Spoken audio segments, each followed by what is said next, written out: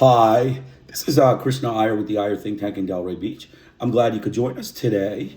This podcast is Hope and Folly, the United States and Unesco, 1945 to 1985, by William Preston, Edward Herman, and Herbert Schiller.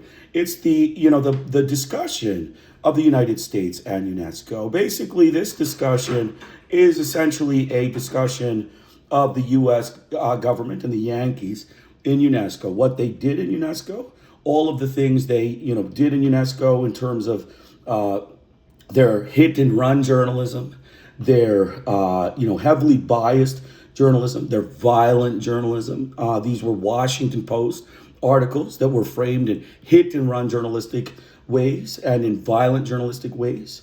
It was basically a way of scandalizing UNESCO for withdrawal. It was scandal of UNESCO following their scandalous treatment of UNESCO. They withdrew with poor tact and poor form. It was a very poor withdrawal, and the Yankees just walked out like immature, short-tempered Yankee whites. All right, so that was it. So basically what I would recommend is you download the book in the description section. The PDF will be in the description section. Please download the book. Please buy the book. It'll help keep the book in print, and it'll also, help all of my books that I put online. Please buy the books because it helps keep these books in print. The U.S. government, they are a fascist government. They like to, hide books and steal books and keep books out of print. They even steal mail, right? We talked about that. They steal the mail and steal books in the mail, right? They'll steal postcards. Anything that they think doesn't, reflect the Yankees' embarrassment, they'll steal. That's why you got to buy them, because when they're available, you can, sop them up. Once you lose the option, it's gone. So our goal today is to talk about expelling the United States from UNESCO. The United States does not belong in UNESCO. They are not an organization. They are not a government that is, kind to the third world. The post-UNESCO withdrawal scandal was basically the reason we think the Yankees need to be expelled from UNESCO. The United States needs to be expelled from UNESCO for the sake of their post-UNESCO withdrawal scandal. They scandalized UNESCO with hit and run journalism, violent journalism, immature walkout from UNESCO meetings, short-tempered Yankee white action, deceit and innuendo, distortion, blatant bias, outright lies. And we're focusing on expulsion today. The goal today is not to get upset, not to get aggravated, to giggle. Okay, today we're going to giggle at the Yankees' expulsion from UNESCO. The United States needs to be expelled from UNESCO. The Yankees don't deserve to be in UNESCO. They're joining it again in 2023. Means they need to be expelled from UNESCO for not telling people about this post-UNESCO withdrawal scandal and their hit and run journalism, their,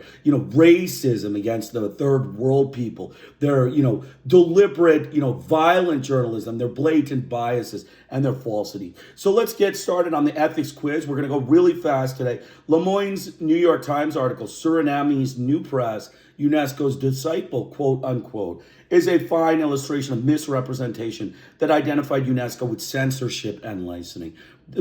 That's true. LeMoyne's article in the New York Times, Suriname's New Press, UNESCO's disciple, is a fine illustration of misrepresentation that identified UNESCO with censorship and licensing. Walter Pincus's article in the Washington Post, UNESCO plans to spend more than $1 million over the next 2 years on peace and disarmament, is hit and run conduit reporting, in which reporters transmit a claim by an authority, Jean Girard, without raising any question about the truth or providing the context that would make the claims meaningful and violating the rules of balance. That's true. Walter Pincus's article in the Washington Post, UNESCO plans to spend more than $1 million over the next 2 years on peace and disarmament is hit and run conduit reporting, in which reporters transmit a claim by an authority, Girard, without raising any question about the truth or providing the actual context that would make the claims meaningful and violating rules of balance. Flora Lewis of Time magazine proposed a golden age view, which included a number of falsifications of history, in which peace and communications were said not to be in UNESCO's jurisdiction. That's true. Flora Lewis, article of the Time, proposed a golden age view, which included a number of falsifications of history in which peace and communications were said not to be in UNESCO's jurisdiction. The U.S. mass media statement that politicization of UNESCO began with the Israeli-Arab conflict of 1974 was blatantly false, as the U.S. used UNESCO as a political tool to keep China out of UNESCO from 1949 to 1971. That's true. We read that. U.S. mass media statement that politicization of UNESCO began with the Israeli-Arab conflict of 1974 was blatantly false, as the U.S. used UNESCO as a political tool to keep China out of UNESCO from 1949 to 1971. And finally, the Associated Press report stated GAO study supports the Reagan administration's argument that UNESCO wastes money because of sloppy management practices, which involves suppression of positive GAO report comments, selective reporting of only critical statements, and falsifications in which UNESCO was disastrous, according to James Shore. That's true. AP, Associated Press report, stated the GAO study supports the Reagan administration's argument that UNESCO wastes money because of sloppy management practices, involved the suppression of positive GAO report comments, selective reporting of only critical statements, and falsification from UNESCO, which UNESCO was disastrous. Falsifications in which UNESCO was disastrous, according to James Shore.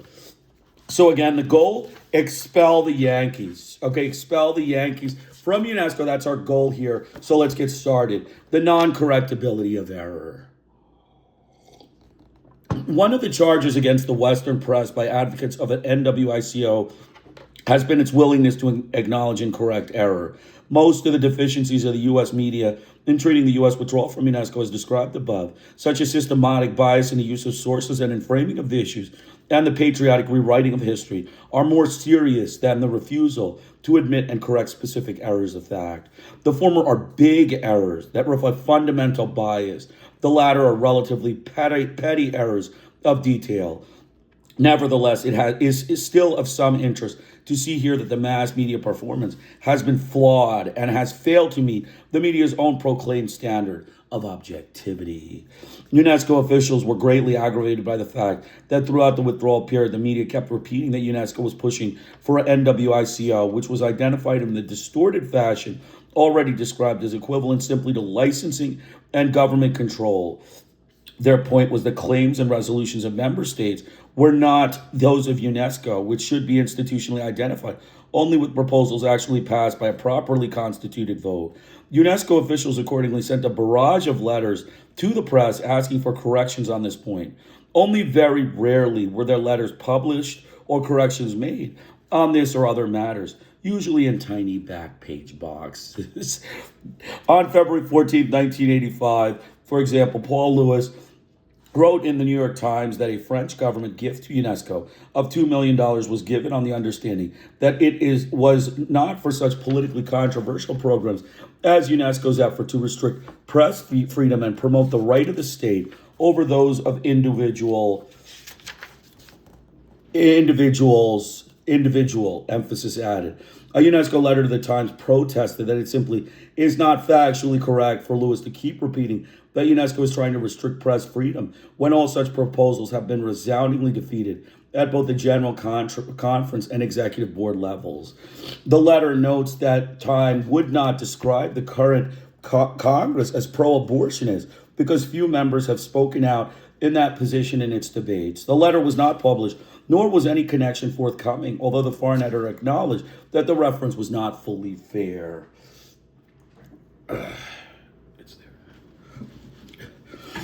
So, again, this is the giggle session, not to get upset, to, keep happy.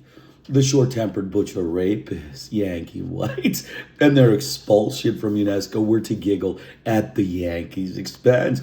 All of these things are, bad mistakes by Washington. All of these things should have been brought up before you joined again, Washington. The Yankees need to be expelled from UNESCO. An article by Paul Lewis on December 31st, 1984. UNESCO head denounces U.S. delegate elicited from UNESCO a letter charging multiple errors as well as a stream of hostile suppression about Mr. Mabao's motives and intention based on gossip from the usual unnamed Western diplomats. Lewis claimed that Mabao attended a meeting in Yemen to raise money to cover next year's budget gap.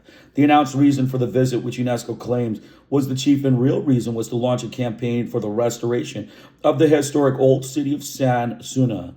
Lewis never mentioned the announced official reason for the visit, although, as we saw earlier, official explanations for U.S. actions regarding UNESCO were never more second-guessed by Lewis via unnamed or named sources.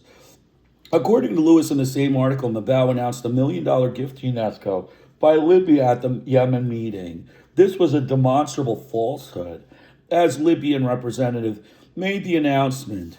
In the same piece, Lewis also claimed that the executive board of UNESCO specifically forbade the director general from borrowing money to replace the U.S. contribution. In fact, the board resolved that the shortfall could not be made up by larger assessments against members, but that the director general could ask for voluntary contributions. UNESCO response notes further that in the same Lewis article of December 31st. So you can see, the Yankee, racist, short-tempered whites, Mabao is, going all over the place, all to these shady lands of Libya and Yemen to collect money, against, UNESCO charter, right? This is against UNESCO charter to collect money from, governments that have been colonized and are, trying to promote UNESCO. That's the Yankee racist, short-tempered whites. So continuing on, Mr. Lewis tries to portray the Director General as having failed to heed Secretary Perez de Cuellar's call for a December 17th meeting on the African famine. The truth is that the call was for heads of agencies or their senior deputies to attend. Only one head of agency, headquartered outside of New York, Mr. Suma of the Food and Agriculture Organization, attended personally. Mr. Mabao was represented by John Kabor, Assistant Director General for External Relations. Mr. Lewis even appeared to forget that Mr. Mabao personally visited Ethiopia last month and was widely reported in the Ethiopian and European press. The UNESCO letter was not published, and of the 4 errors or distortions noted above, the Times published a very tiny back page retraction of the claim that Mabao had announced a Libyan gift. So again, the Yankees, the rapist butcher, short-tempered Yankee whites, just any error goes, right? I mean, retraction, why retract, right? I mean, you make a complete falsehood. Just leave it there. It'll just sit there and just continue in history, right? We can rewrite history with your falsehood, right? That's the way journalism is scientifically practiced. That's the Yankees' scientific, fraud journalism.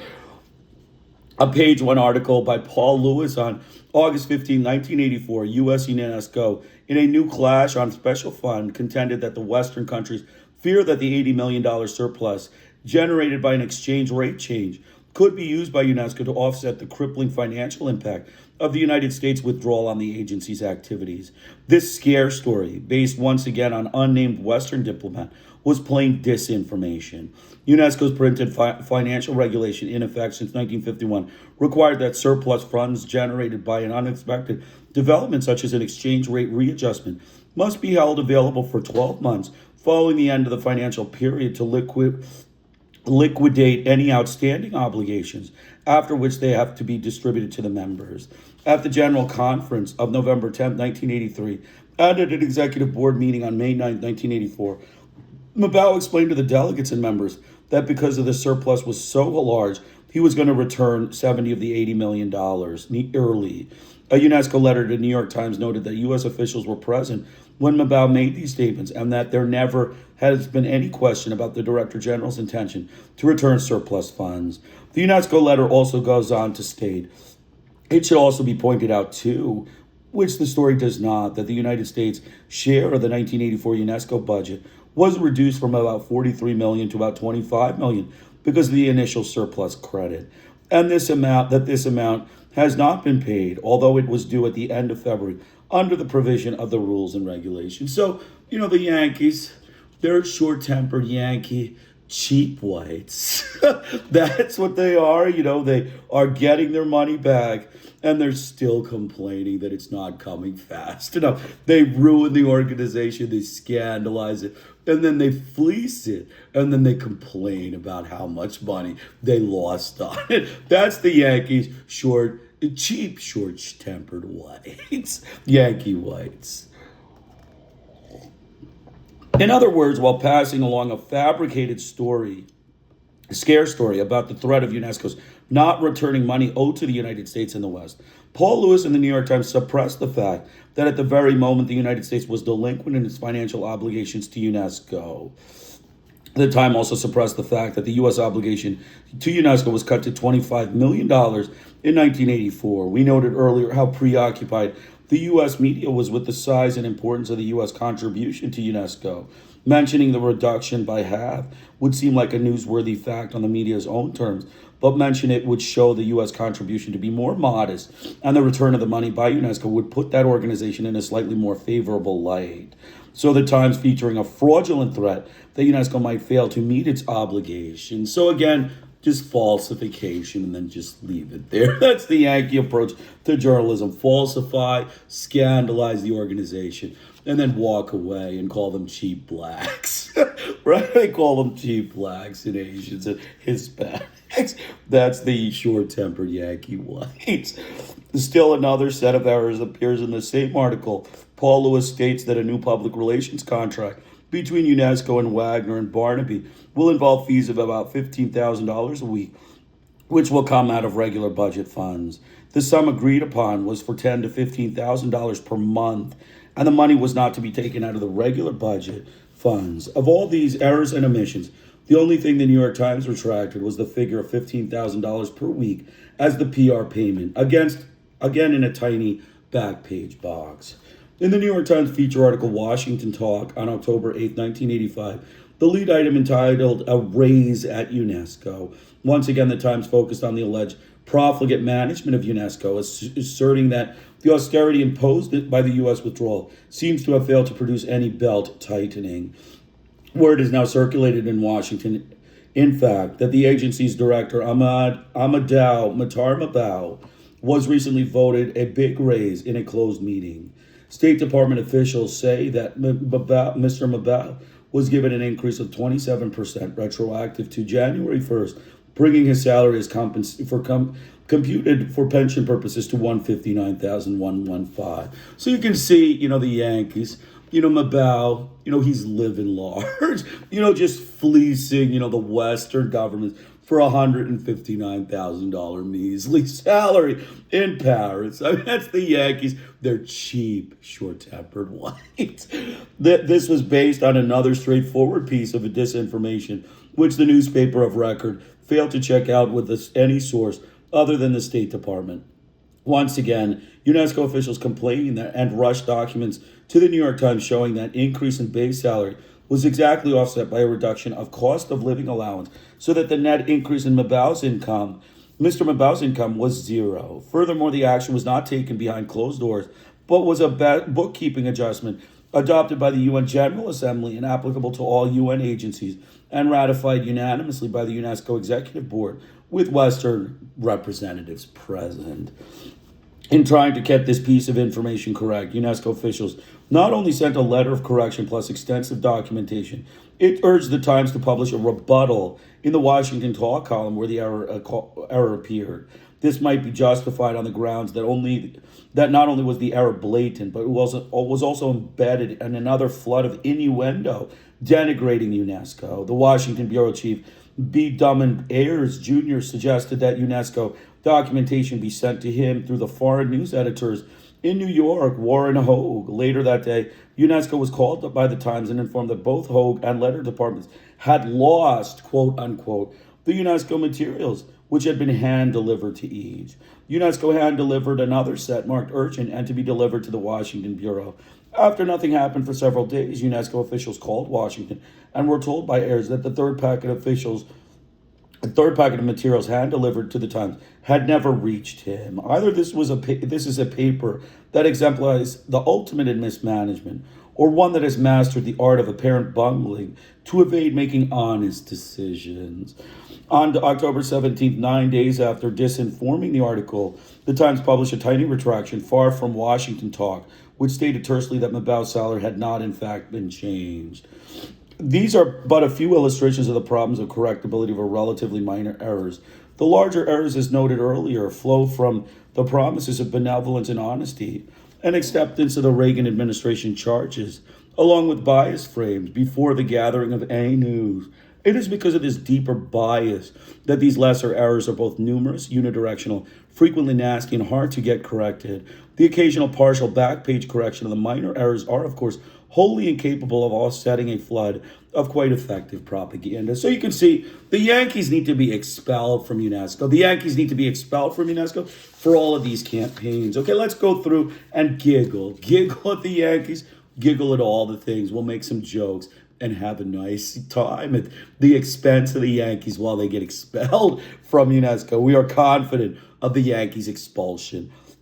Most of the deficiency of the mass media in treating U.S. media in treating U.S. withdrawal from UNESCO as described above, such as systematic bias in the use of sources and framing of the issues and the patriotic rewriting of history, are more serious than the refusal to admit and correct specific errors of fact. Right? You leave the stuff there. You leave the stuff. You make just a blatant lie, like an outright lie, and then just let it sit there. Don't correct it. It'll just, he's black anyway, right? And Mabau is black anyway. It ain't going to make much of a difference, right? That's the Washington approach. They're short-temper Yankee whites. So, continue on. The former are the big errors that reflect fundamental bias. The latter are relatively petty errors of detail, right? Big errors of fundamental bias, systematic bias, and the latter petty errors of detail. Nevertheless, it is still of some interest to see here that also mass media performance has been flawed and has failed to meet the media's own proclaimed standard of objectivity. So the Yankee media is just, fraud. I mean, it's just hit and run journalism, violent journalism, blatant bias, selective reporting, outright lies, fabrication, deceit, innuendo. It's all the Yankee journalism. That's the Yankees. The Yankees need to be expelled from UNESCO.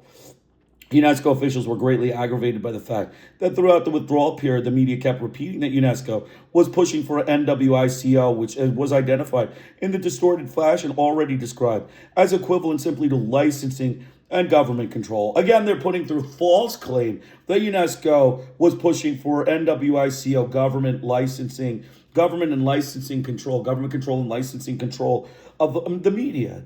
Their point was that claims and resolutions of member states were not those of UNESCO, which should be institutionally identified only with proposals actually passed by a properly constituted vote. UNESCO officials accordingly sent a barrage of letters to the press asking for corrections on this point. Only very rarely were the letters published or corrections made on this and other matters, usually in tiny back page boxes. So that's the Yankees.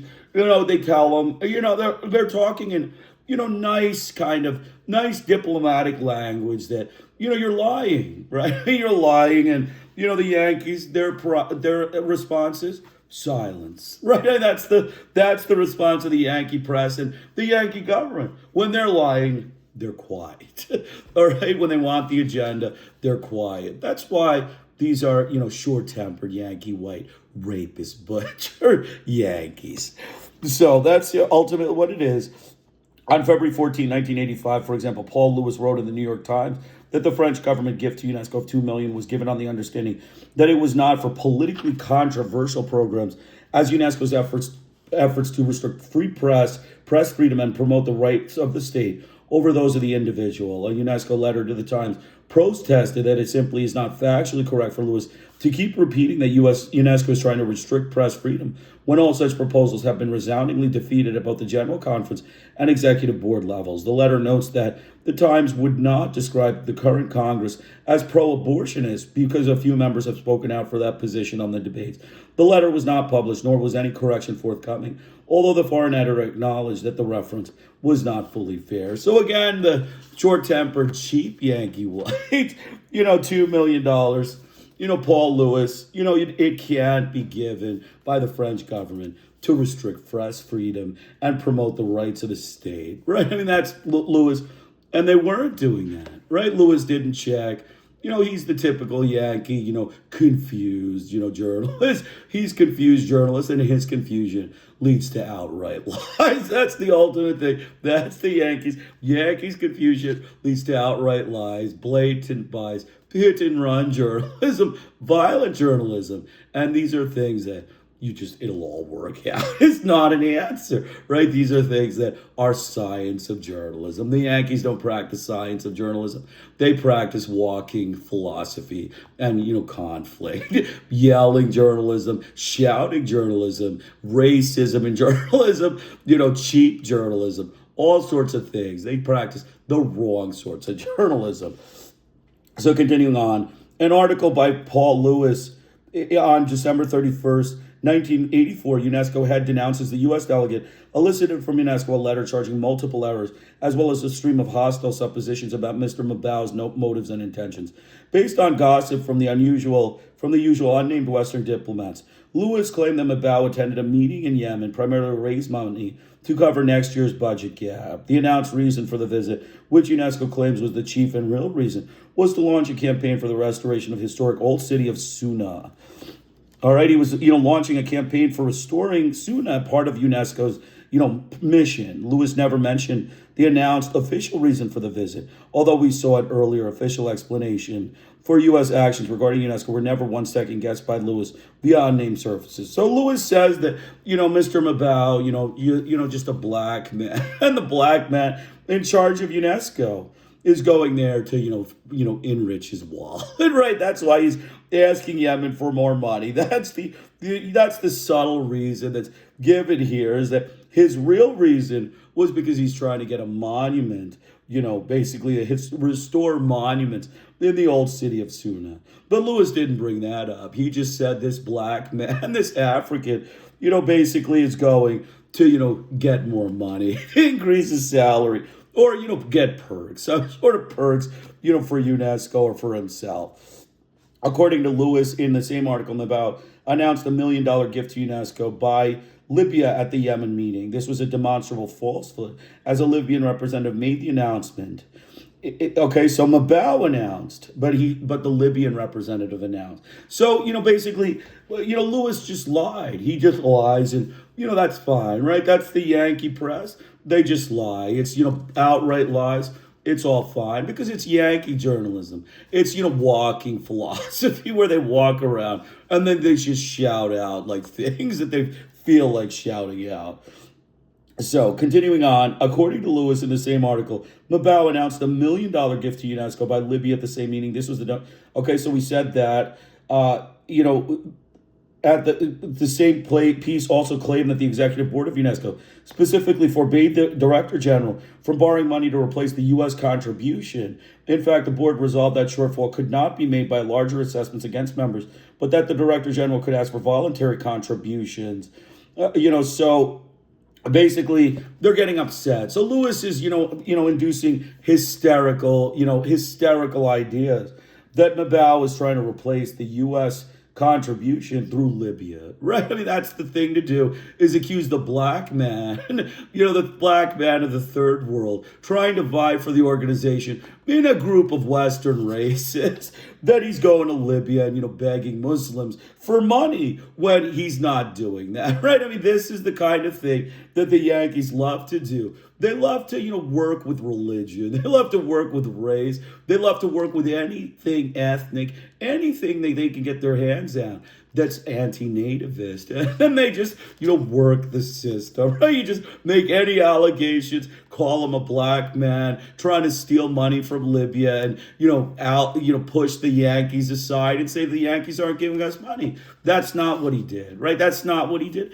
because the Yankees need to be expelled from UNESCO. The Yankees need to be expelled from UNESCO. They're rapist, butcher, short-tempered Yankee whites.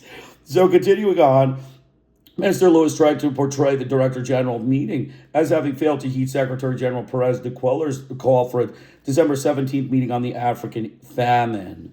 Okay, that was the African famine. The truth was that the call was for the heads of agencies or the senior deputies only to attend. Only one head of agency headquartered outside of New York, Mr. Suma of the Food and Agricultural Organization, attended personally. So Mr. Lewis, basically said that the black man, he doesn't care about the African starving, right? Mr. Lewis cares, sitting in his office in, Times Square, New York, or whatever the New York Times is. He cares, right? That's why he lies about Africans, right? I mean, that would be the way to, develop Africa, is to lie about African leaders so that they can, get sad. That's the way to improve, African, development. The UNESCO letter was not published, and of the 4 errors of distortions noted above, the Times published a very tiny back page retraction of the claim that Mabao had announced the Libyan gift. So they did retract it in a back page letter, but nobody read that because it's in a back page tiny letter column. Page 1 article by Lewis on August 15, 1984, U.S. and UNESCO in a new clash on special fund contended that the Western countries fear that $80 million surplus generated by exchange rate change could be used by UNESCO to offset the crippling financial impact of the United States withdrawal of the agency's activities. This scare story, based once again on an unnamed Western diplomat, was plain disinformation. UNESCO's printed financial regulations in effect since 1951 require that surplus funds generated by an unexpected development, such as the exchange rate readjustment, must be held available for 12 months following the end of the financial period to liquidate any outstanding obligations, after which they are to be distributed to its members.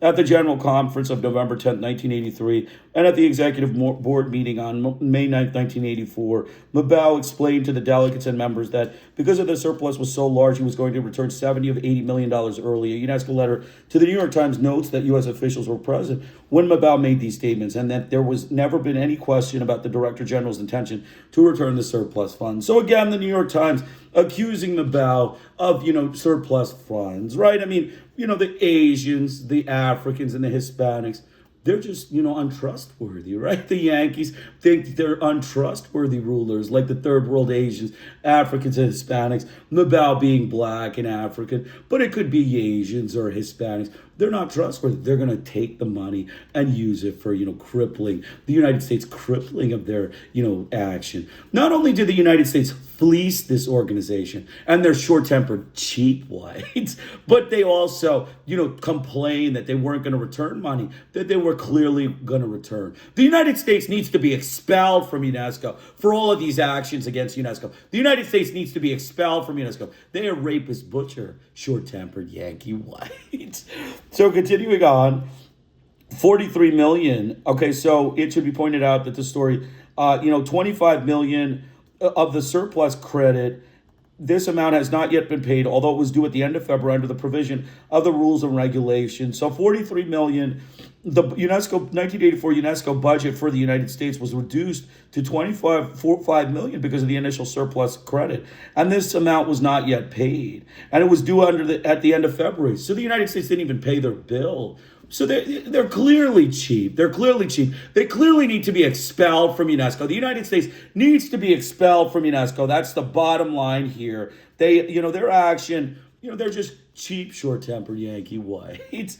All right, so in other words, while passing along a fabricated scare story threat of UNESCO's not returning money owed to the United States and the West, Paul Lewis in the New York Times suppressed the fact that at the very moment the United States was delinquent in its financial obligations to UNESCO. So, they're delinquent, but UNESCO is going to, steal them because they're, blacks, Asians, and Hispanics, right? They have no, real value in money. Only the Yankee whites, the butcher rapist, short-tempered Yankee whites have the value in money. That's the Yankees. They need to be expelled from UNESCO.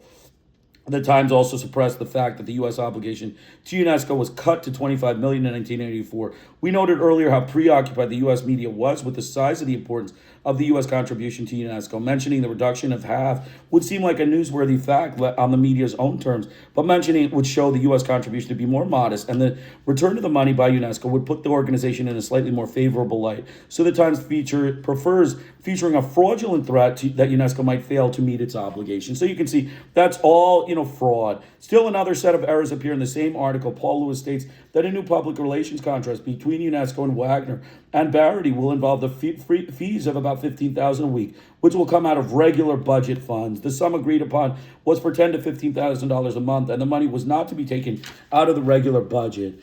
funds. Of all these errors and omissions, the only thing the New York Times are tracking was the figure of $15,000 per week as the PR payment. Again, a tiny back page box. So again, UNESCO, $15,000 a week. Wagner and Barity will involve fees of $15,000 a week, which will come out of regular budget funds. The money was not to be taken out of regular budget funds, but the New York Times didn't retract it. So the Yankees, again, just lie and then just leave it there. That's the bottom line. Just lie and leave it there.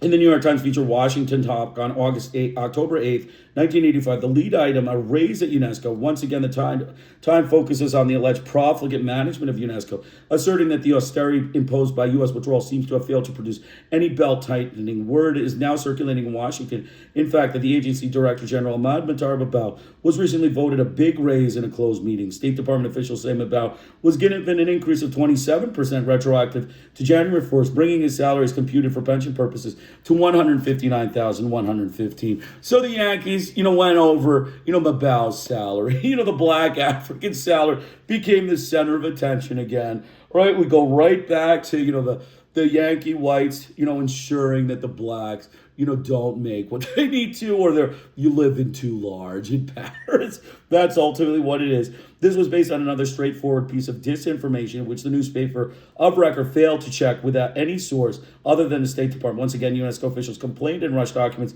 to the New York Times showing that the increase in base salary was exactly offset by a reduction in cost of living allowance, so that the net increase of Mr. Mabao's income was zero. Furthermore, the action was not taken behind closed doors, but at a bookkeeping adjustment adopted by the UN General Assembly and applicable to all UN agencies and ratified unanimously by the UNESCO Executive Board with Western representatives present.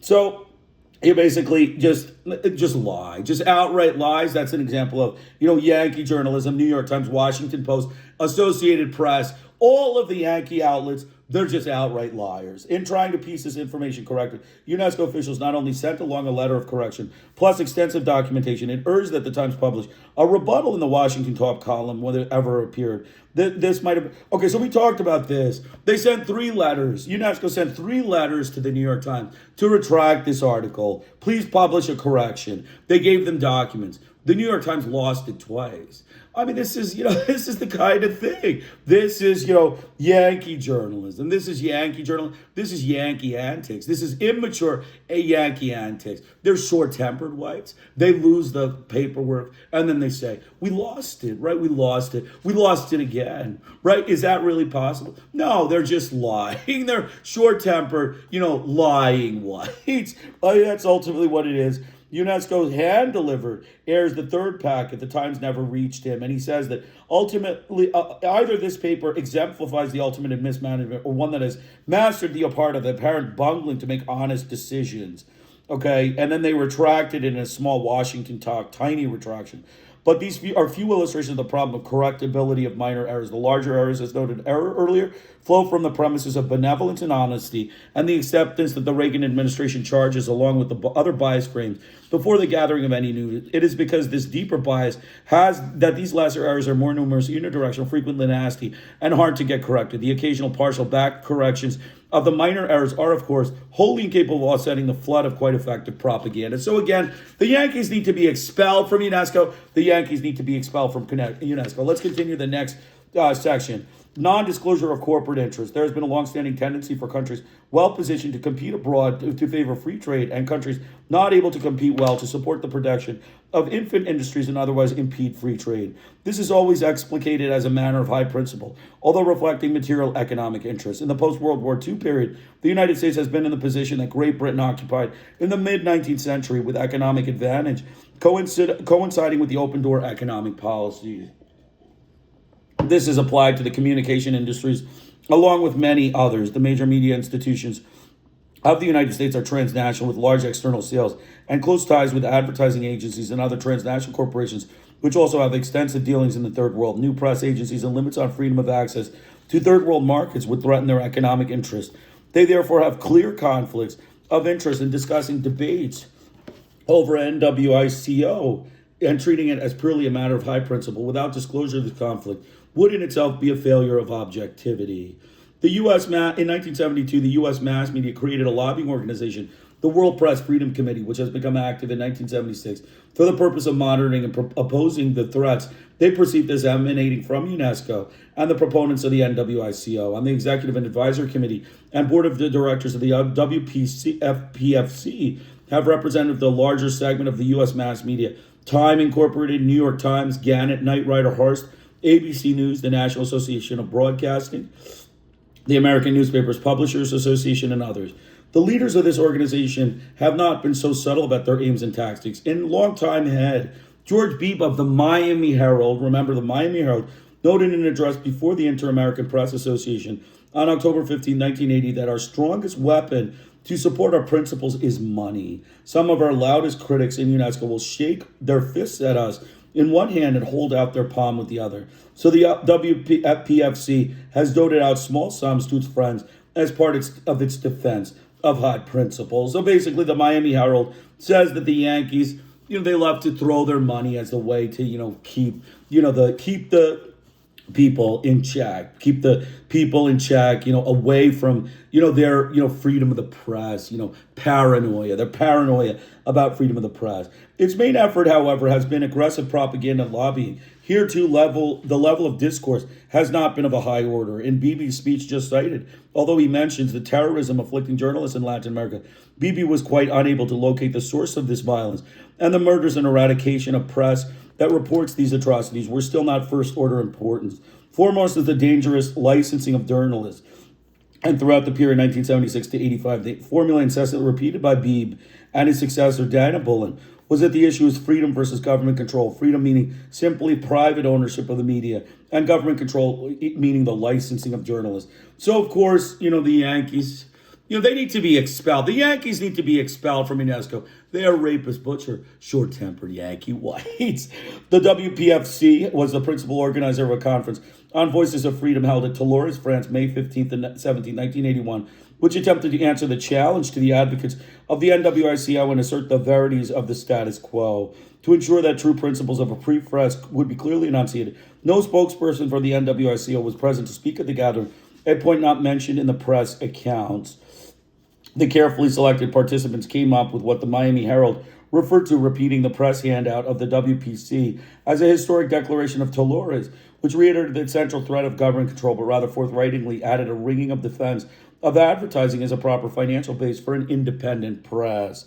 The Deceit declaration states, however, that we adhere to the principle that editorial decisions must be free of advertising influence, but the declaration fails to explain how this can happen if advertising is the funding base, and advertisers are what organization theorists call primary reference organizations to the media.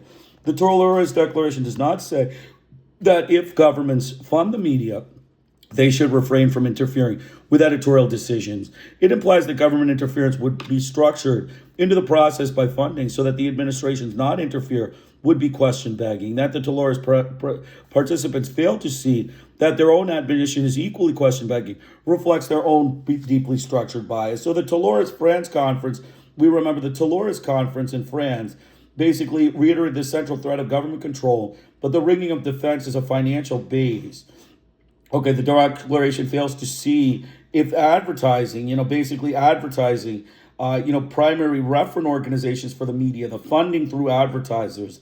All right, so basically, if governments fund the media, they should refrain from interfering with editorial decisions.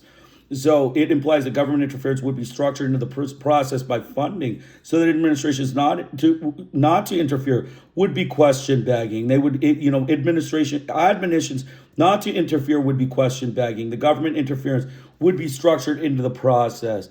They actually fail to see their own admonitions is especially equally question begging, reflecting their own deeply structured bias. So the Western media, has its own bias, but they don't worry too much about it.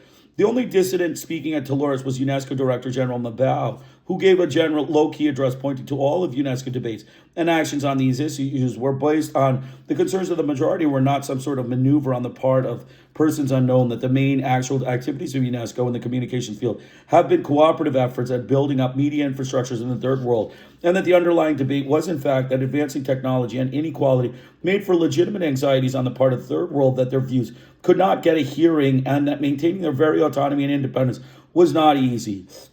It was a foretaste of things to come that Mabao was treated at the conference with intense hostility, that the press covered the Dolores conference with great generosity and one-sidedness, that the press failed to mention the mass media's material conflict of interest on the issues of the conference, and that Mabao's views to be captured and misrepresented, as Paul Lewis' article entitled, UNESCO says it will persist in effort to regulate the press. On October 3rd, only 3 of 215 articles in our mass media sample mentions the U.S. corporate system of media has some kind of economic stake in free flow, and none of these provides a serious analysis of the issues. Flora Lewis gives the most extensive statement on the matter. There's been a tendency to consider the never-ending battles for press freedom as a kind of special interest play, a self-serving claim to privilege from one more commercial industry, alongside oil or sugar automobiles. This is in part a fault of the media, which do try to defend their profits, but don't always explain their purpose. Commercial survival is the condition of the service of freedom. The U.S. Constitution provides the government shall make no law abridging the freedom of the speech or the press, not for the protection of journalists, but for everyone. Americans have an immediate stake in the buttressing of the ability of people in their other countries to assert the same rights. Their success will play a large part in determining whether the United States finds itself living with predominantly antagonistic third world or in a beneficial partnership.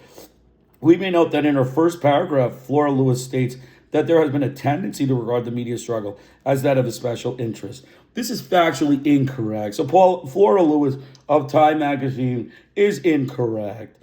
So the existence of a corporate interest, the existence of a media corporate interest has almost never been mentioned in media discussions of their campaign against the NWICO.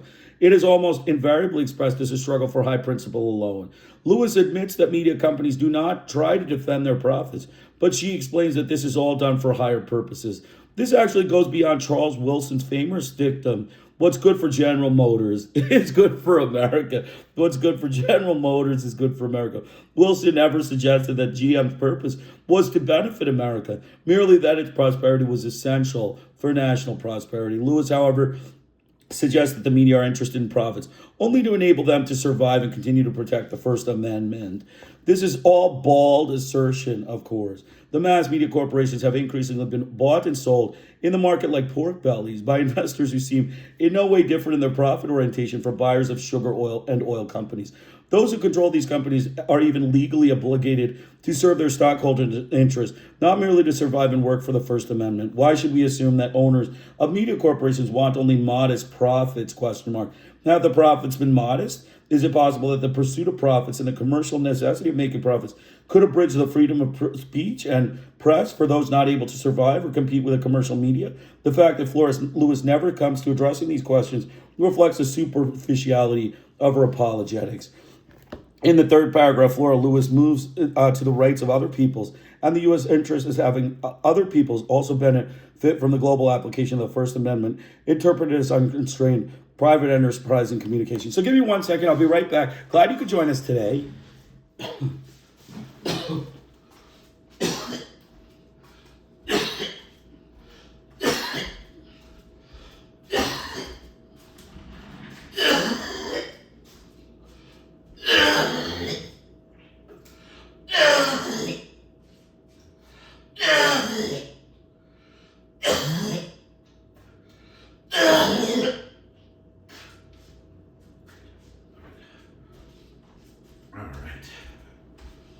Go to the end. Go to the end. 2 hours, 30 minutes is fine.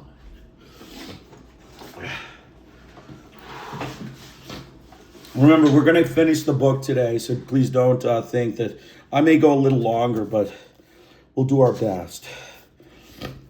All the problems raised by the debate over an NWICO, which, as we have seen, were never discussed in the U.S. mass media, regarding concentration, technological and power differentials, threats to cultural integrity and sovereignty, and the use and support of force to impose regimes sympathetic to commercial free flow but hostile to democracy, Lewis simply pushes under the rug. According to her, the West and its commercial press seek only freedom and a beneficial partnership, and the third world, as in supporting Marcos Mobutu, Pinochet, and Castillo Branco in Brazil in 1964. This is ideology, not analysis. Its simplicity is crudeness, and crudeness is one more reflection of the deep bias that is so evident in the media's coverage of the U.S. withdrawal from UNESCO. So you can see, that's the section. basically, the Yankees need to be expelled from Unesco. The United States needs to be expelled from Unesco. That's our goal. And this is the giggle session. This is the second giggle session of the day. We're going to giggle a little bit at the Yankees expulsion. So we talked about the non-disclosure of corporate interest. Okay, so the major media institutions of the United States are transnational with large external sales and close ties with advertising agencies and other transnational corporations, which also have extensive dealings in the third world. New press agencies and limits on freedom of access to third world markets would threaten their economic interests. They therefore have a clear conflict of interest in discussing debates over NWICO and treating it purely as a matter of high principle without disclosure of this conflict would in itself be a failure of objectivity. So the press is paranoid about the NWICO. The standard thing, the NWICO is going to limit the press, and they're all the third world, right? This is the third world. They're all black people. They're all Asians, Hispanics. What do they know? I mean, this is, we're short-tempered Yankee whites, right? That's the Yankees. That's what they do. That's why they have a conflict with the third world. Basically, the third world limits on freedom of the press, of access, would threaten the economic interests of the, major corporations of the media. So, in 1972, we talked about, all of the different, associations, the U.S. mass media, on the Executive Advisory Committee and Board of Directors of the WPFC, that's the World Press Freedom Committee, Time, New York Times, Gannett, Knight Ridder, Hearst, ABC News, the National Association of Broadcasting, and American Newspapers Publishers Association. The leaders of this organization have not been so subtle about their aims and tactics. Basically, he admits, Miami Herald, George Beebe admits it's the cash, right? I mean, ultimately, the reason we have such strength in our, Yankee media is because we're, cash. We're the cash cows, right? He says very clearly, our strongest weapon to support our principles is money, right? So, money, principles, right? It can be, Yankee principles of nativism, right? Right-wing principles of bipartisan Yankee, racism. And that'll, the money is there, the cash is there. So, you just take it to the Unesco, and that's how you do it. So the United States needs to be expelled from Unesco. In a main effort, however, the Miami Herald, we said some of our loudest critics in UNESCO will shake their fists at one hand and hold out their palm with the other. So the WPFC has told out small sums to its friends as part of its defense of high principle. So that's, the other thing. So Beebe, so we talk again about Beebe. This is George Beebe of the Miami Herald. Remember, this is the Miami Herald. Beebe was quite unable to locate the sources of the violence in Latin America. Basically, in Beebe's speech just cited, although he mentions terrorism afflicting journalists in Latin America, Beebe was quite unable to locate the sources of this violence and the murders and eradication of a press that reports these atrocities were still not of first order importance. The reports, the foremost is the dangerous licensing of journalists. Right? I mean, you've got murdered journalists, but, you're worried about licensing a journalist.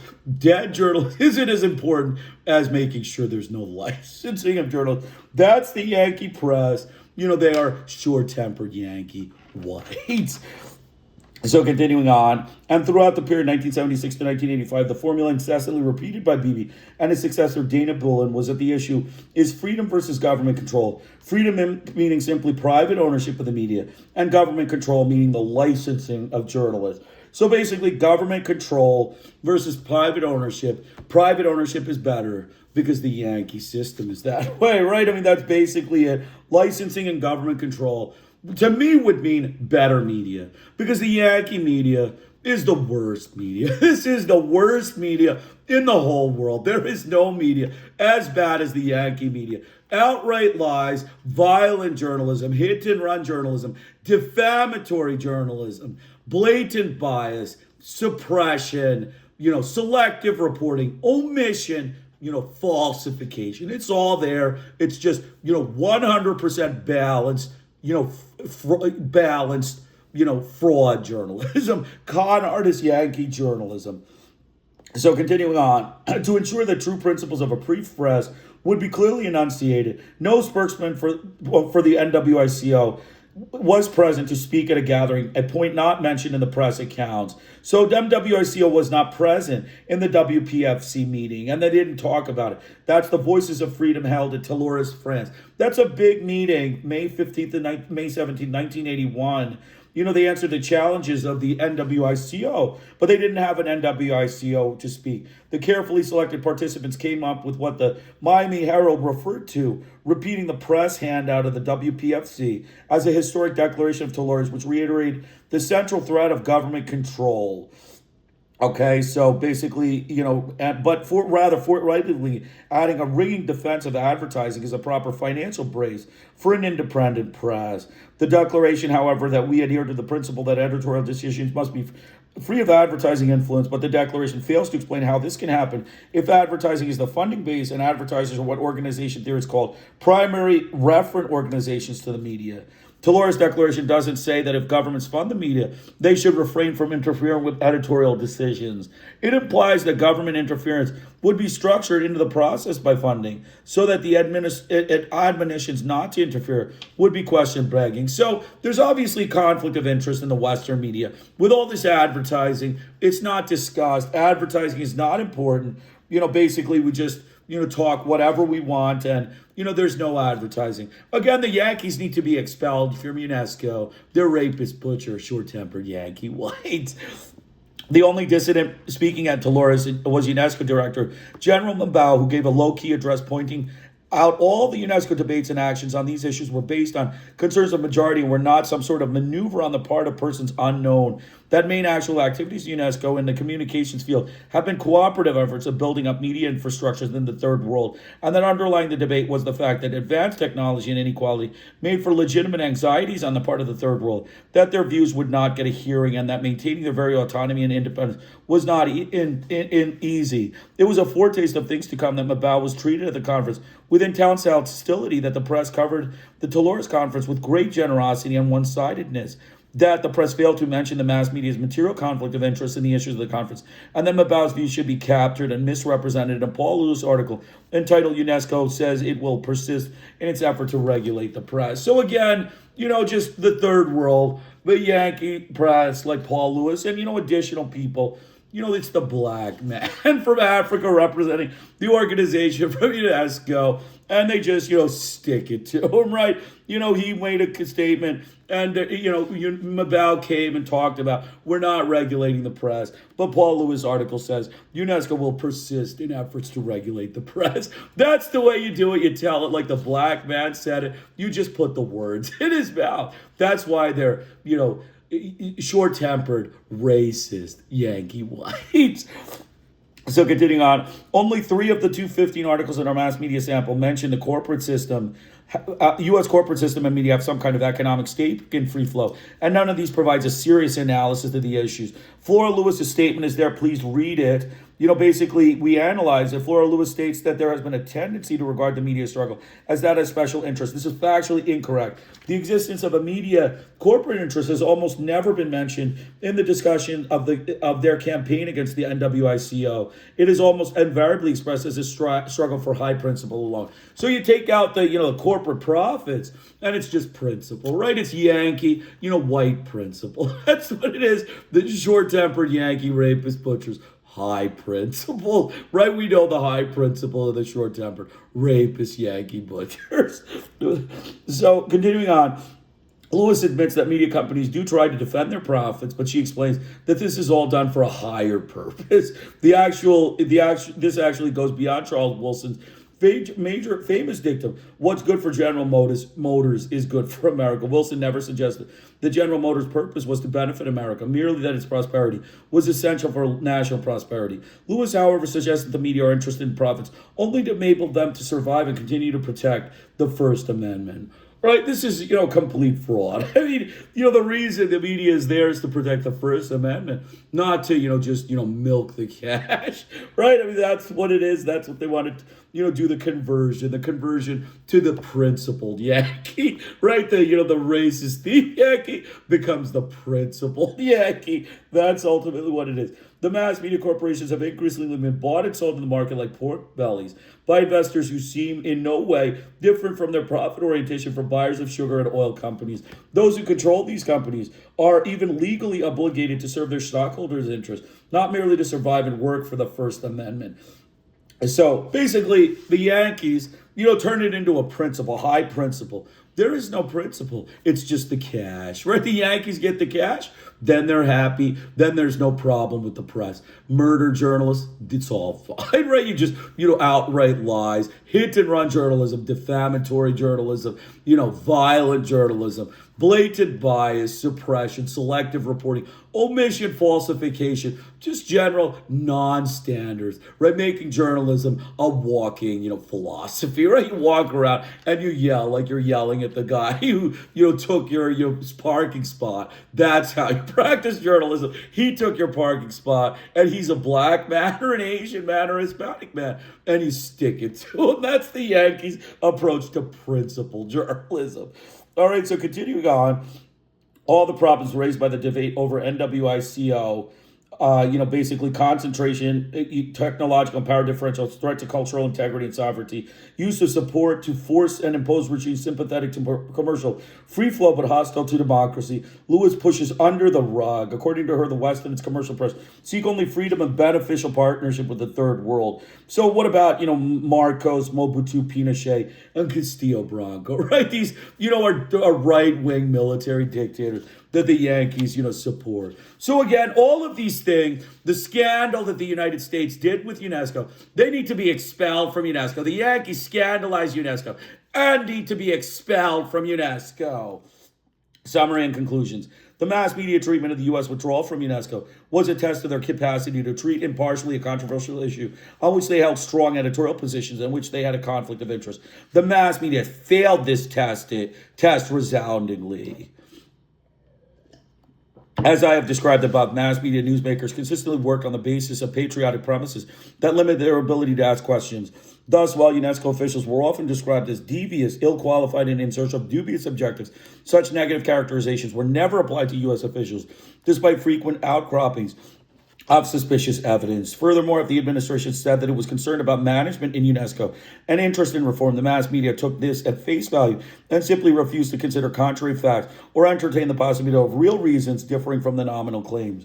The primary media frame of reference was the set charges leveled against UNESCO by the State Department, politicization, mismanagement, and the threat to the free press, which, although vague and ideologically charged, the media took as valid without the slightest independent investigation. The perceived role was merely to elaborate on and illustrate these truths. Alternative ways at looking at the issues, such as that used by advocates of the NWCA, was entirely ignored. Sources yielded findings consistent with the basic premises and charges were used uncritically. Those that conflicted with them were used superficially or not at all. The context offered by the media was a mythical history of a not political UNESCO gone astray under the malign influence of third world radicals, the Soviet Union, and an opportunistic and autocratic director general. Real history was not allowed to surface during the withdrawal period. The media accepted the ideological language and frames of the State Department and added their own quote of invidious language. The use of strong language was in describing UNESCO Director General Mabao, and UNESCO contrasts starkly with the language used to designate U.S. officials and institutions. The level of vituperation applied to Mabao and to UNESCO supports the view that UNESCO was the Grenada of multinational organizations, right? The Grenada, the black of multilateral organizations.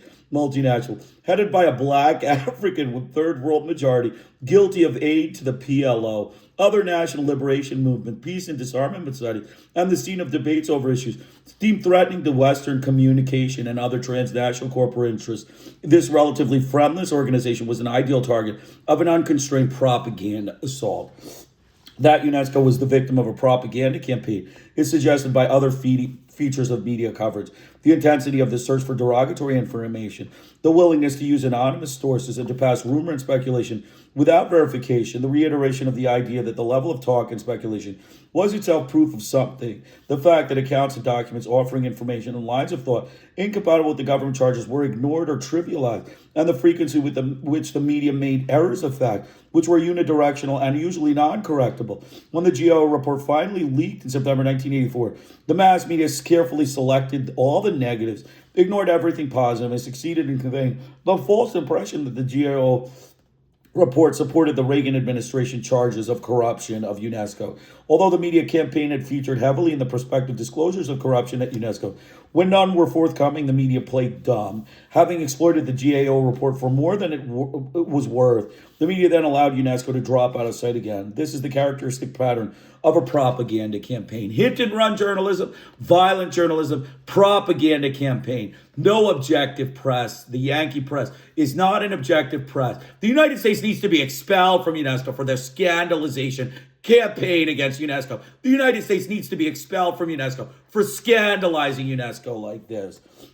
Although the media had a serious conflict of interest in discussing UNESCO, given the perception of a material threat associated with the NWSCO, they failed to disclose this fact, a violation of the first principles of full disclosure. They claimed a pure and undefiled interest in the free and unconstrained flow of information. It is demonstrable, however, that the Western mass media have been more deeply concerned with the hypothetical licensing of journalists under NWSCO than they have been over the growing internal constraints of free flow with their own countries and those imposed in national security states which kill journalists and close down papers, but allow free commerce, but not, if not, ideas.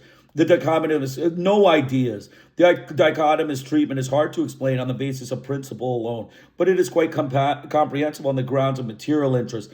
Another anomaly is the extent to which the mass media have denounced and misrepresented debates over media questions. No debates. That's the Yankee approach to debates. It's a no-no, right? They like short resolution of disputes, however that need be. Debates are a feature of free flow, but from the Costa Rica Conference of 1976 through the withdrawal period, the mass media resented and opposed them, and deceptively pretended that the debates constituted official positions of UNESCO. Seth Spalding, professor of international development education at University of Pittsburgh and former director of UNESCO's Department of Education Methods and Techniques, points out the interesting irony that representatives of the pre-press often object strongly to open study and discussion of various points of view in UNESCO programs and projects. Right? Open discussion. That's a no-no. Washington doesn't have any patience. A black and Asian man, talking scholarship to a white man. That's a no-no, right? That's, that's against the rules. That's the Yankee, short-tempered Yankee whites. So basically, he explains on the grounds that commercially controlled news agencies are adamantly against any discussion of problems in the communication field that may suggest new initiatives to increase, not decrease, access to news, information, and education through channels not controlled by existing commercial interests. The free press is actually a network of people and commercial organizations which are extremely sensitive to any examination of the way they go about their business, even though they vigorously defend the right to critically examine all other institutions and all other social, economic, and political processes. Finally, we should note the long-standing refusal to correct errors and report criticism of their own performance. I pointed out earlier that the media's own watchdog, the National News Council, had berated them for failing to meet the standards of impartiality on the UNESCO Belgrade Conference of 1980, and that the media had suppressed this finding, right? The people who are their own watchdog, they suppressed their evaluation. In the present study, the only mention of the National News Council study occurred in one of 4 small sample of non-establishment articles. The media failure in the presentation of the U.S. withdrawal continues a long tradition of extremely biased and self-serving coverage of UNESCO, as described in the early part of the study. A parallel bias has also characterized free press coverage of UNESCO in Great Britain and France. This refutes the claim that only government control impairs press objectivity.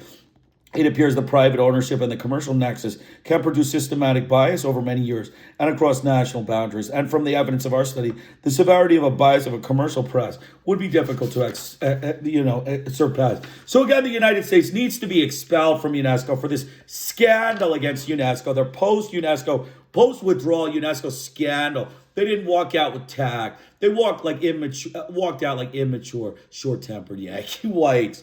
So we're going to talk about it here Summary and conclusions. The mass media treatment of the U.S. withdrawal from UNESCO was a test of their capacity to treat impartiality a controversial issue on which they had held strong editorial positions, in which they had a conflict of interest. The mass media failed this test resoundingly. The U.S. mass media failed this test in treating everything objectively. They failed. It's a failed journalism. Yankee journalism is a failure. They're short-tempered rapist butcher Yankee whites. So basically, thus, while UNESCO officials were described as devious, ill-qualified, and in search of dubious objectives, such negative characterizations were never applied to U.S. officials, despite frequent outcroppings of suspicious evidence. Furthermore, if the administration said that it was concerned about management in UNESCO and interest in reform, the mass media took this at face value and simply refused to consider contrary facts to entertain the possibility of real reasons differing from nominal claims. So basically, UNESCO couldn't be really interested in reform. The U.S. officials are okay, but the third world officials are not, right? I mean, because, the U.S. officials are white. The third world officials could be Asians, blacks, Hispanics. There's no way they're going to, be able to, just get away with, anything. They just basically devious, ill-qualified in search of dubious objectives, right? Devious black man, devious Asian man, devious Hispanic man. They're always searching for dubious objectives. The primary media frame of reference was the set of charges leveled against UNESCO by the State Department: politicization, mismanagement, and threat to the free press, which, although the vague and ideologically charged, the media took as valid without the slightest independent investigation. So politicization, mismanagement, and the threat of the free press.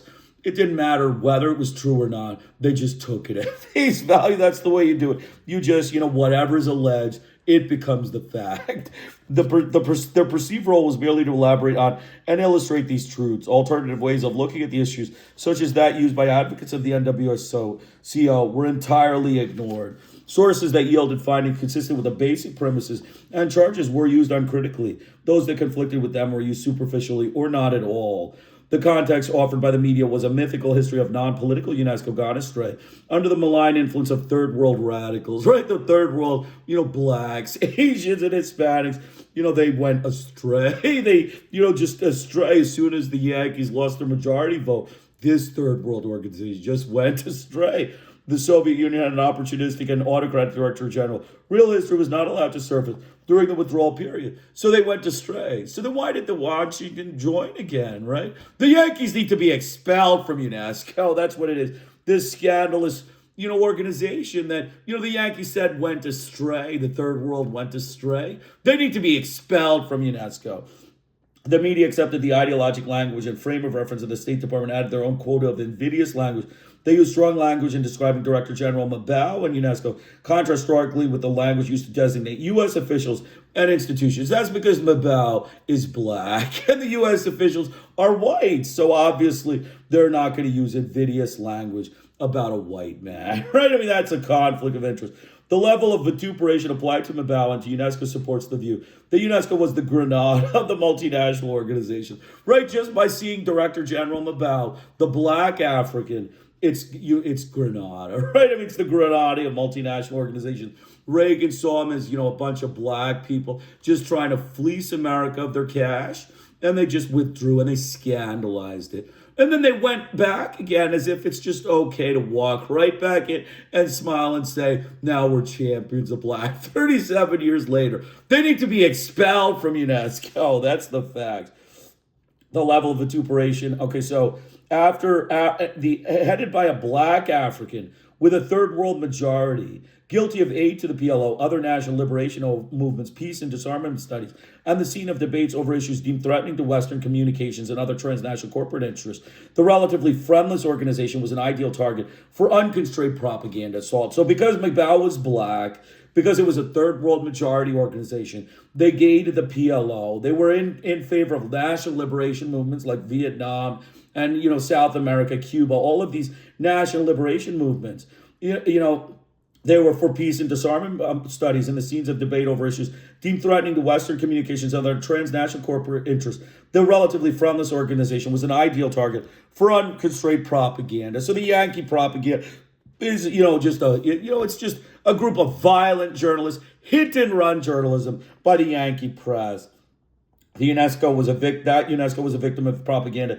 Is suggested by other features of media coverage, the intensity of the search for derogatory information, the willingness to use anonymous sources and to pass along rumor and speculation without verification, the reiteration of the idea that level of talk and speculation was itself proof of something, the facts that accounts and documents offering information, lines of thought incompatible with the government charges were ignored or trivialized, and the frequency with which the media made errors of fact, which were unidirectional and usually non-correctable. When the GAO report was finally leaked in September 1984, the mass media carefully selected all the negatives, ignored everything positive, and succeeded in conveying the false impression that the GAO report supported the Reagan administration charges that Unesco was corrupt. So that's what it is. They just basically ignored the report and made their own statement. That's what it is. They just, they just put out their own, just their own viewpoint, their own opinion without fact checking, right? That's what it is. Because Paul Lewis, because Walter Pincus, because, Michael Dobbs of the Washington Post, Paul Lewis of the New York Times, they felt the UNESCO was corrupt. It was corrupt. That's ultimately what it is. It didn't matter what the report said. They said it was corrupt because the Washington Post thought it was corrupt and the New York Times thought it was corrupt. And it's okay to just say that and, that's your opinion, right? That's journalism for you, the science of Yankee, con artists. Although the media campaign had featured heavily in the prospective disclosure of corruption at UNESCO, then when none were forthcoming by the media, played dumb. Having exploited the GIO report for more than it was, the media then allowed UNESCO to drop out of sight again. This is the characteristic pattern of a propaganda campaign. You jump in and then you drop out. You lie and then you forget to retract. That's a propaganda campaign. Although the media had serious conflict of interest in discussing UNESCO, given their perception of material threat associated with an NWSCO, they failed to disclose this fact, a violation of first principles of full disclosure. They claimed a pure and undefiled interest in the free and unconstrained flow of information. It is demonstrable, however, that the Western mass media have been more deeply concerned with the hypothetical licensing journalists under NWSCO than they have been over the growing internal constraints on free flow within their own countries and imposed by the national security states, which kill journalists and close down papers, but allow free commerce, but not ideas. So, they're okay with murder of journalists, closing down of papers that don't agree with the system. But, the licensing of journalists by third world blacks, Asians and Hispanics just make something in there, they get very upset. That mistreatment is hard to explain on the basis of principle alone, but it is quite comprehensive on the grounds of national interest. Another anomaly is the extent to which mass media have denounced and misrepresented debates over media questions. Debates are a feature of free flow, but from the Costa Rica conference in 1976 through the withdrawal period, the mass media resented and opposed them and deceptively prevented the debates, constituted official positions of UNESCO. So again, debate is not a Yankee thing, right? The Yankees don't like to debate. They like to resolve disputes really quickly. That means, if it requires a pistol, you won right away. It's a short-term win, a short-term victory, a win for everyone. That's the way they view it. So there's no debate. So if you don't have debate, then you can just commit lies, and it's a one-sided. You just commit lies. You just call him about a black man that's just living the good life in Paris, doing nothing for science, education, and culture, while you sit around with Gregory Newell, a college dropout, and just withdraw and scandalize. Just have Gregory Newell, the big distinguished Gregory Newell, write the press articles. And you just write. That becomes the fact. That's the way to go. That's the more scientific approach. Seth Spalding, professor of international development education at the University of Pittsburgh and former director of UNESCO's Department of Educational Methods and Techniques, points out interesting irony, and representatives of the free flow often object strongly to the open study and discussion of various points of view in UNESCO programs and projects. They're just against debate. That's it. Finally, we should note the media's longstanding refusal to correct errors and to report criticism of their own performances. I pointed out earlier that the media's own watchdog, the National News Council, had berated them for failing to meet standards of impartiality and reporting on UNESCO Belgrade Conference in 1980, and the media had suppressed this finding.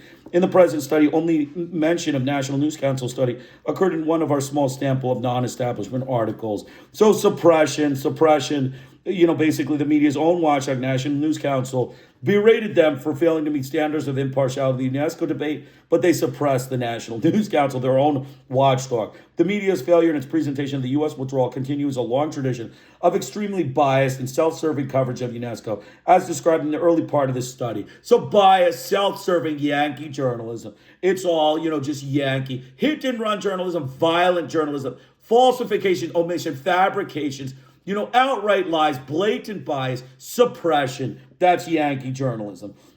A parallel bias has also characterized press journal coverage of the UNESCO in Great Britain and France. This refutes the claim that only government control impairs press objectivity. It appears that private ownership and the commercial nexus can produce systematic bias over many years and across national boundaries. And from the evidence of this study, the severity of bias in commercial press would be difficult to surpass. So obviously, the Yankee press is more biased than any government-run press because they are, short-tempered Yankee, white rapist, butcher Yankees. So that's it. That's that section.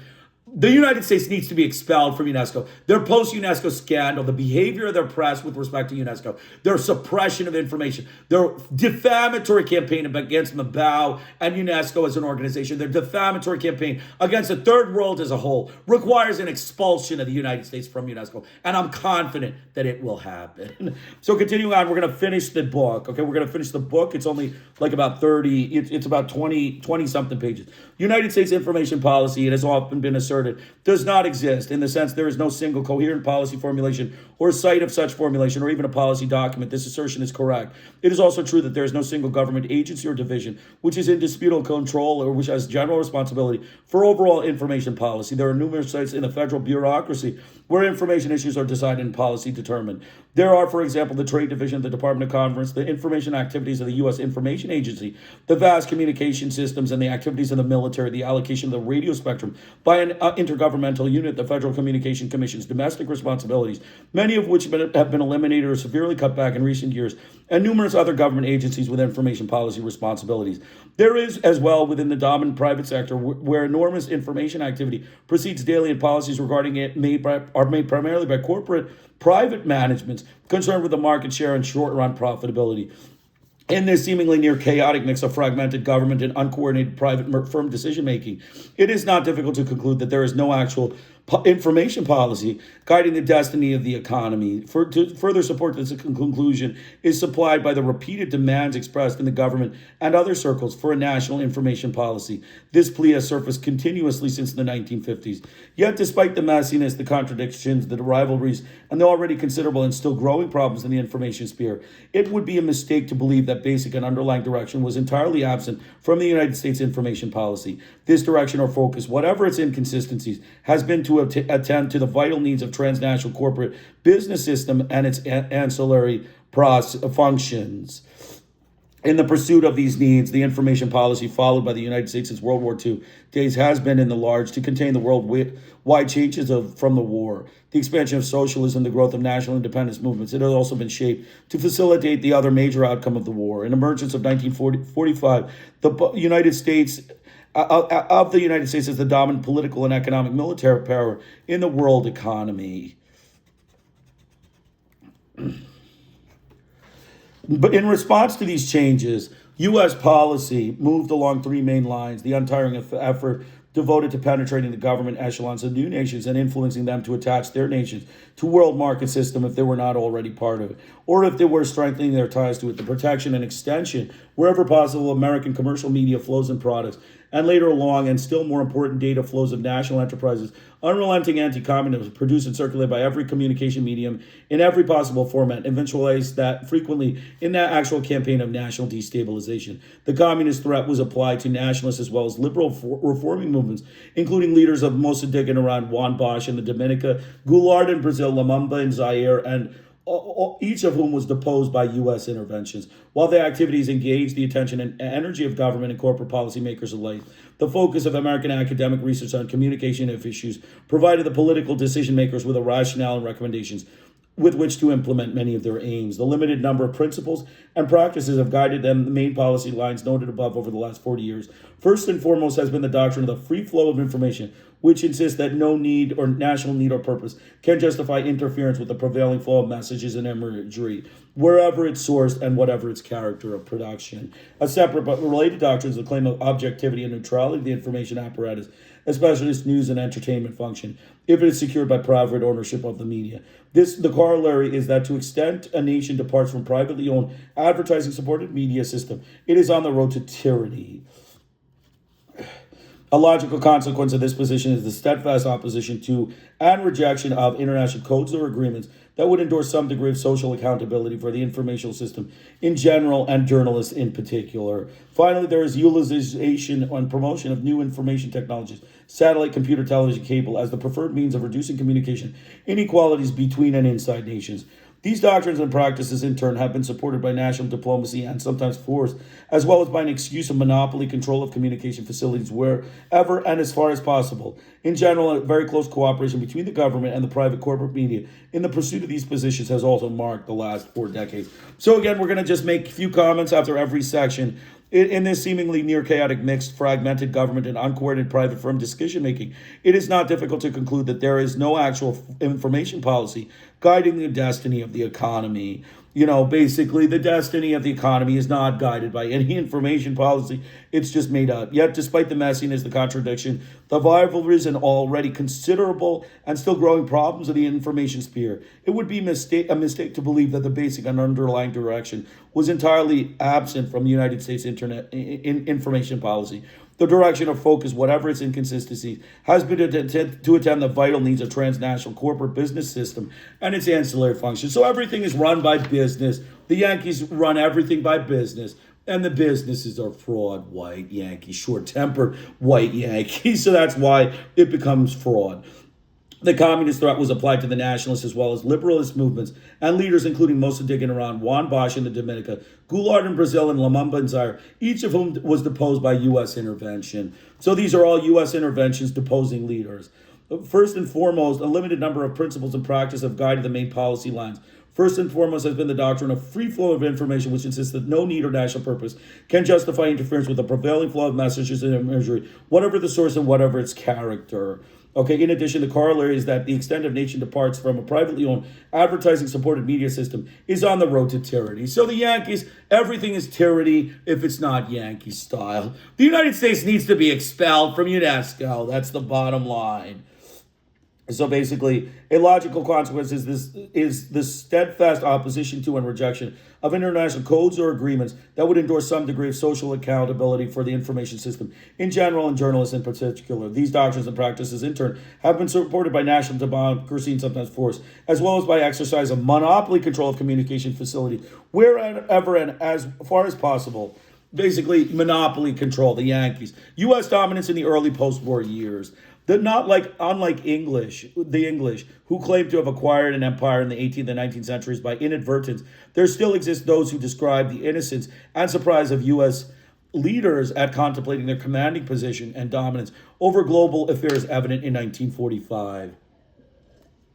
Yet this posture of embarrassment is being controlled in hardly credible, alongside a detailed record of the fierce pressure exerted by American leadership while the war was still being fought to wrest control of rich economic and political prizes from allies and adversaries alike.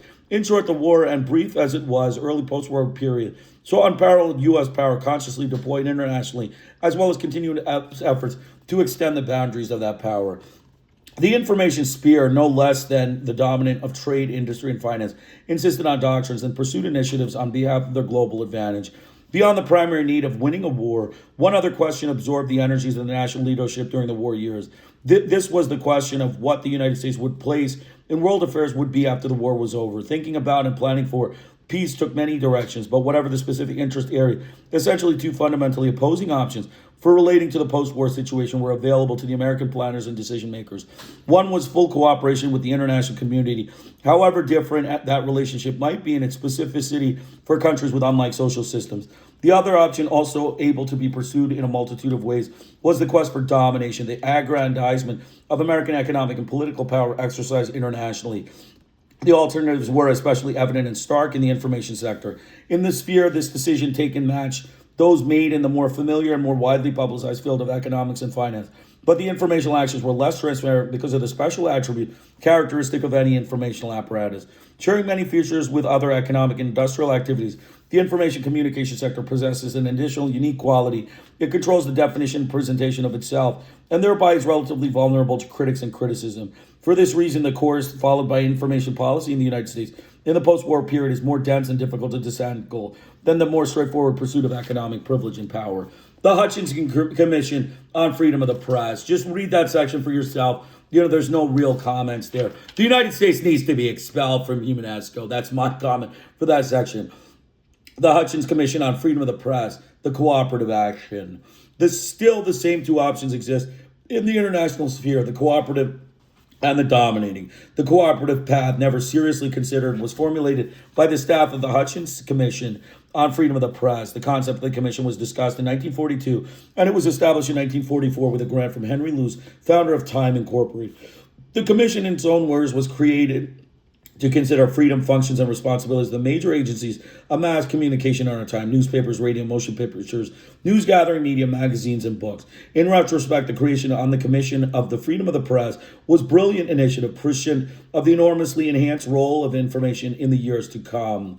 Given the source of the commission's underwriting, a media mogul with his own vision of a dawning American century, which he took every opportunity to publicize in his influential publication, it was all the more remarkable that a group of eminent Americans in law, education, and the social sciences would be assembled and produce the independent work, some of which could have served as the basis for a very different informational course than which was adopted. The commission was fully aware from its first meeting it had faced an urgent time factor. The economic, political, cultural arrangements that would be established in the immediate post-war period would quickly be institutionalized and set the course for international affairs for a long time to come. Taking this into account, the commission staff mobilized its energies and published in 1946 a small but insightful study on the international communications. The work authors noted the pressing urgency of certain problems in the field, especially the problem of participation in the government of the United States in peacetime international communication and information services. In a preface to the study, the commission itself notes, recent improvements in the machinery and methods of international communication have made possible, for the first time in history, direct communication across national boundaries to the masses of people in the world. These mechanic improvements offer at once a new hope and a new danger. The chance is not between the use or neglect of the new instruments of communication. The instrument exists and will be used in the case. The choice is between their full, purposeful, and responsible use to enlarge the mutual comprehension of peoples on the one hand, and the other, their incomplete, undirected, and irresponsible use with the risk of international hatred and suspicion as a consequence. The central concern that animates peoples speaking to peoples on the issue is the issue of responsibility. The authors ask, on what then must the people feed in order to be capable of reaching wise decisions? The surest antidote for ignorance and deceit is the widest possible exchange of objectively realistic information. True information, not merely more information. True information, not merely as those would have us simply write the First Amendment in an international law seem to suggest, the unhindered flow of information. So remember two things here: irresponsible use of information and a risk of international hatred and suspicion versus full, purposeful, and responsible use. Mutual comprehension of people. What did the Yankees choose? The irresponsible use, increasing hatred and suspicion. And that's their way. So basically, there is evidence of a mere quantitative increase in flow of words and image across national borders may replace ignorance with prejudice and distortion rather than with understanding. So true information, not more information. Basically, unhindered flow of information is no. It's true information, not merely more information. True information, not merely those who have the First Amendment pushed into international law, unhindered. True information. The Yankees just don't get it. Still, observing these peoples who enjoyed the widest access to the means of international communication often have retained more distorted images of others than people living in the relative ignorances of their outer world. The writers and authors White and Lay conclude, the problem then is twofold. It is that of bringing the physical facilities for transmitting words and images across national boundaries within the reach of all, of lowering and, wherever possible, removing the barriers erected at those boundaries. It is also that of achieving a degree of quality, accuracy, and total balance calculated that give a fair picture of the life of each country to all the world. And we cannot assume that achievement of the first automatically will produce the second. with the commission and its staff refused to take for granted what it insisted on a consequence was that improved facilities for communication would not necessarily ensure honest and accurate information flow. What was necessary for this to occur was some mechanism of structure or agreement that would ensure the social accountability of the information gatherer and transmitters. The fundamental perspective set the Commission's work and recommendations totally at odds with the United States information policy being negotiated and proposed in the international arena from 1944 on. Indeed, while the Commission on Freedom of the Press was still in the process of getting established in 1945, U.S. editors and publishers were traveling around the world in Army transport planes carrying their messages of unimpeded free flow of information, their concept of a privately owned advertiser-supported free press to whoever would meet them in their global hopes, hobs, and stopovers. At the same time, the United States Congress, under the advice and pressure of the media owners, to whom legislators had been most receptive, was passing resolutions practically drafted by the American Society of Newspaper Editors, endorsing the free flow of information without qualification and caution expressed by the Hutchins people. These actions were set against the background of America's dominant global position at war's end. President Truman in 1947 addressed himself to this extraordinary development. We are the giant of the world, whether we like it or not. We did like it. The future pattern of economic relations depends on us. The world is watching us to see what we shall do. The choices are ours. Truman explained what would govern this choice. There is one thing that Americans value more than peace. This statement made after the detonation of 2 American atomic bombs over Japan. It is freedom, freedom of worship, freedom of speech, and freedom of enterprise. The president made it clear that it was this last freedom of enterprise that was the major concern, although freedom of speech interpreted to embrace the free flow of corporate media products and information was equally essential to the emerging imperial U.S. system. The media and the U.S. press agencies in particular shared and worked actively act toward fulfilling these visions, eagerly appropriating the concept of freedom of their own practices. The importance of controlling international communications extended well beyond the parochial, though still important economic interests of news agencies and press corporations speaking to move into world markets. Business Week in mid-1945 reported, Washington recognizes the post-war importance of freer communications as a stimulant to the interchange of goods and ideas. On a less lofty level, it means that federal officials are trying to loosen the grip with which British have long held throughout their cable system, which they tightened after the last war through the seizure of German properties. In peacetime, reduce costs of messages will energize our trade, support our propaganda, bolster our business for all the lines. So you can see that's the section. Again, giggle. The United States needs to be expelled from UNESCO. The United States are going to be expelled from UNESCO. So the instruments, we talked about the Hutchins Commission. It's very important to understand the Hutchins Commission. The Hutchins Commission wrote a report on what the Yankee journalism needs to be. And the Yankees just threw it out in the trash. You can find the report in many books, but it's all in print. There's no ebook. They have tried to take the books out of print. They are short-tempered Yankee rapists, butcher whites. That's what they are, and that's why the books are, slowly getting pushed out. In retrospect, the creation of the Commission of the Freedom of Press was a brilliant initiative prescient of the enormously enhanced role of information in the years to come. We talked about the importance of the Law, Education, and Social Science Committee that produced this work. An ultimate thing that we said the choice is between their full, purposeful, and responsible use to enlarge the mutual comprehension of people on the one hand, and on the other, their incomplete, undirected, and irresponsible use with the risk of increase in international hatred and suspicion as a consequence. So the Yankee press, irresponsible, risk of increase in international hatred and suspicion. That's the Yankee press. It's supposed to be full, purposeful, and responsible use, but they turned it into irresponsible use, undirected and incomplete use of information. So we talked about people speaking to people on what that then must be the people feed in order to be capable of reaching wise decisions. The surest antidote for ignorance and deceit is the widest possible exchange of objectively realistic information, true information, not merely more, true information, not merely the unhindered flow. There is evidence of a mere quantitative increase in the flow of words and images across national borders may replace ignorance with prejudice and distortion rather than with understanding. That's the Yankee press. Ensure that, there's prejudice in other countries. That's the goal of the Yankee press. More information ensures prejudice. That what the commission and its staff refused to take. Then we talk White and Lay. White and Lay were big authors bringing the physical facilities for transmitting words and images across national boundaries within the reach of all, of lowering and wherever possible, removing the barriers erected at those boundaries. It is also that of achieving a degree of quality, accuracy, and total balance calculated to give a fair picture of the life in each country to all the world. And we cannot assume that achievement of the first automatically will produce the second. So they're very clear objectives to journalism: quality, accuracy, and total balance. That's just, that's a no-no. Washington, that's a no-no. They're short-tempered rapist, butcher, Yankee, white. And so continuing on, what the commission and its staff refused to take for granted and what it insisted as a consequence was that improved facilities for communication would not necessarily ensure honest and accurate information flow. What was necessary for this to occur was some mechanism or structure or agreement that would ensure the social accountability of information gatherers and transmitters. So there's social accountability. None of that stuff exists in Yankee journalism because they're just Yankee con artists. The fundamental perspectives of the commission's works and recommendation totally at odds with the United States information policy being negotiated and proposed in the international arena from 1944 on.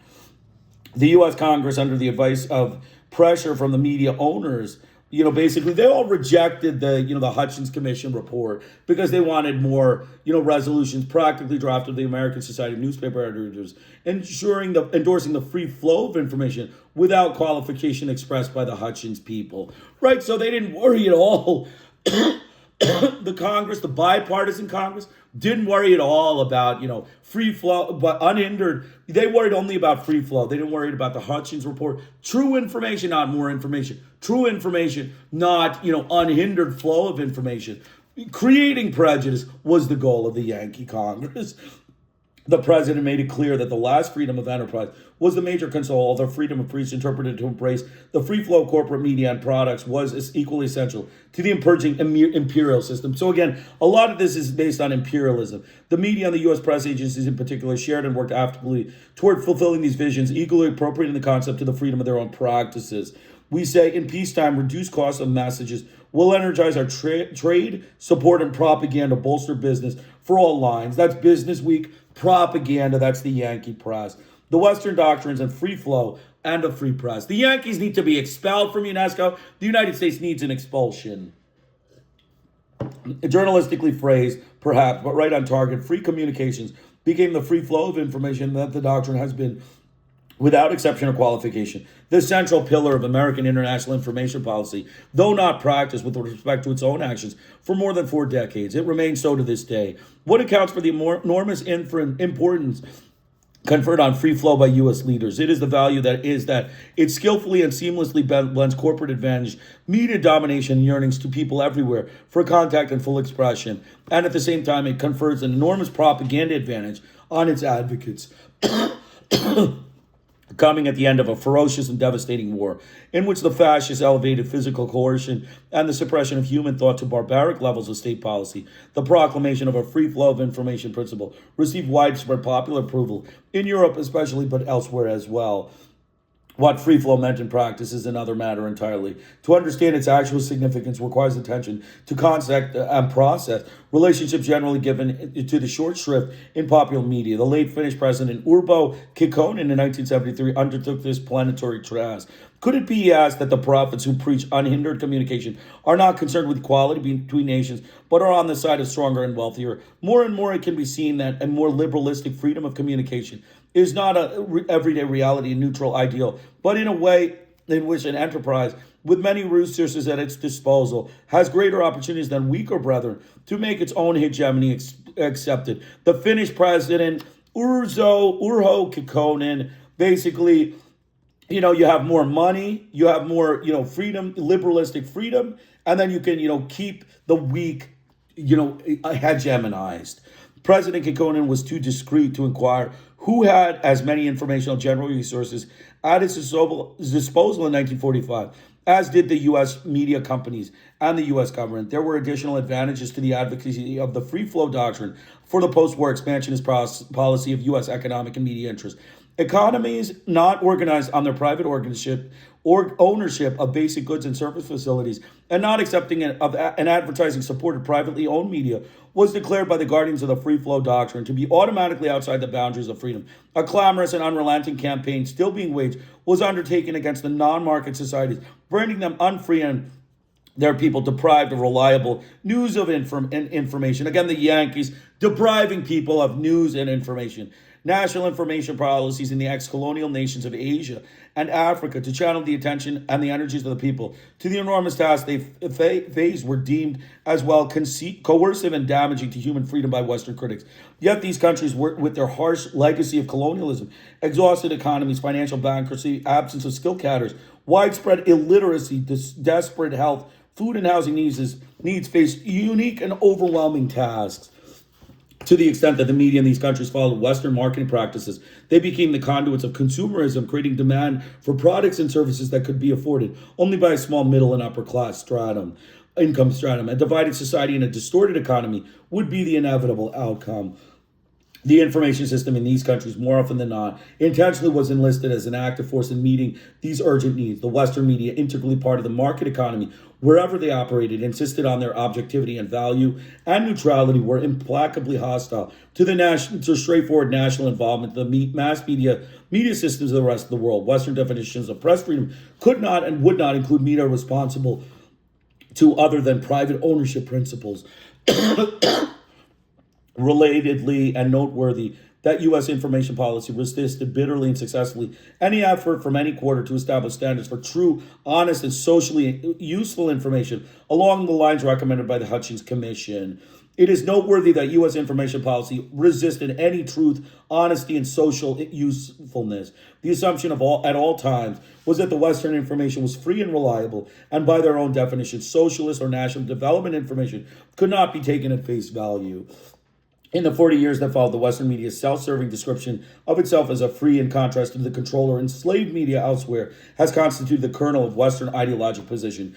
Governing classes through the Western world have shared and propagated the same theme, albeit with local variations and adaptations. Still, the range of influence of the U.S. information apparatus have circulated this perspective globally. An ironic touch to this is that this partisan rhetoric in recent years has enabled transnational enterprises to pry open and seriously weaken state institutions of broadcasting and telecommunications in the developed market economies, no less than in the less industrialized nations. So again, the United States needs to be expelled from UNESCO. That's the statement. The United States, the rapist, butcher, Yankees, short-tempered whites, need to be expelled from UNESCO. Let's start. It is a value. It is that it skillfully and seamlessly blends corporate advantage, media domination, the yearnings of people everywhere for contact and full expression, and at the same time that it confers enormous propaganda advantage to its advocates. That is why the U.S. information policy is, the central pillar, the free flow of information. So we went to the Finnish president,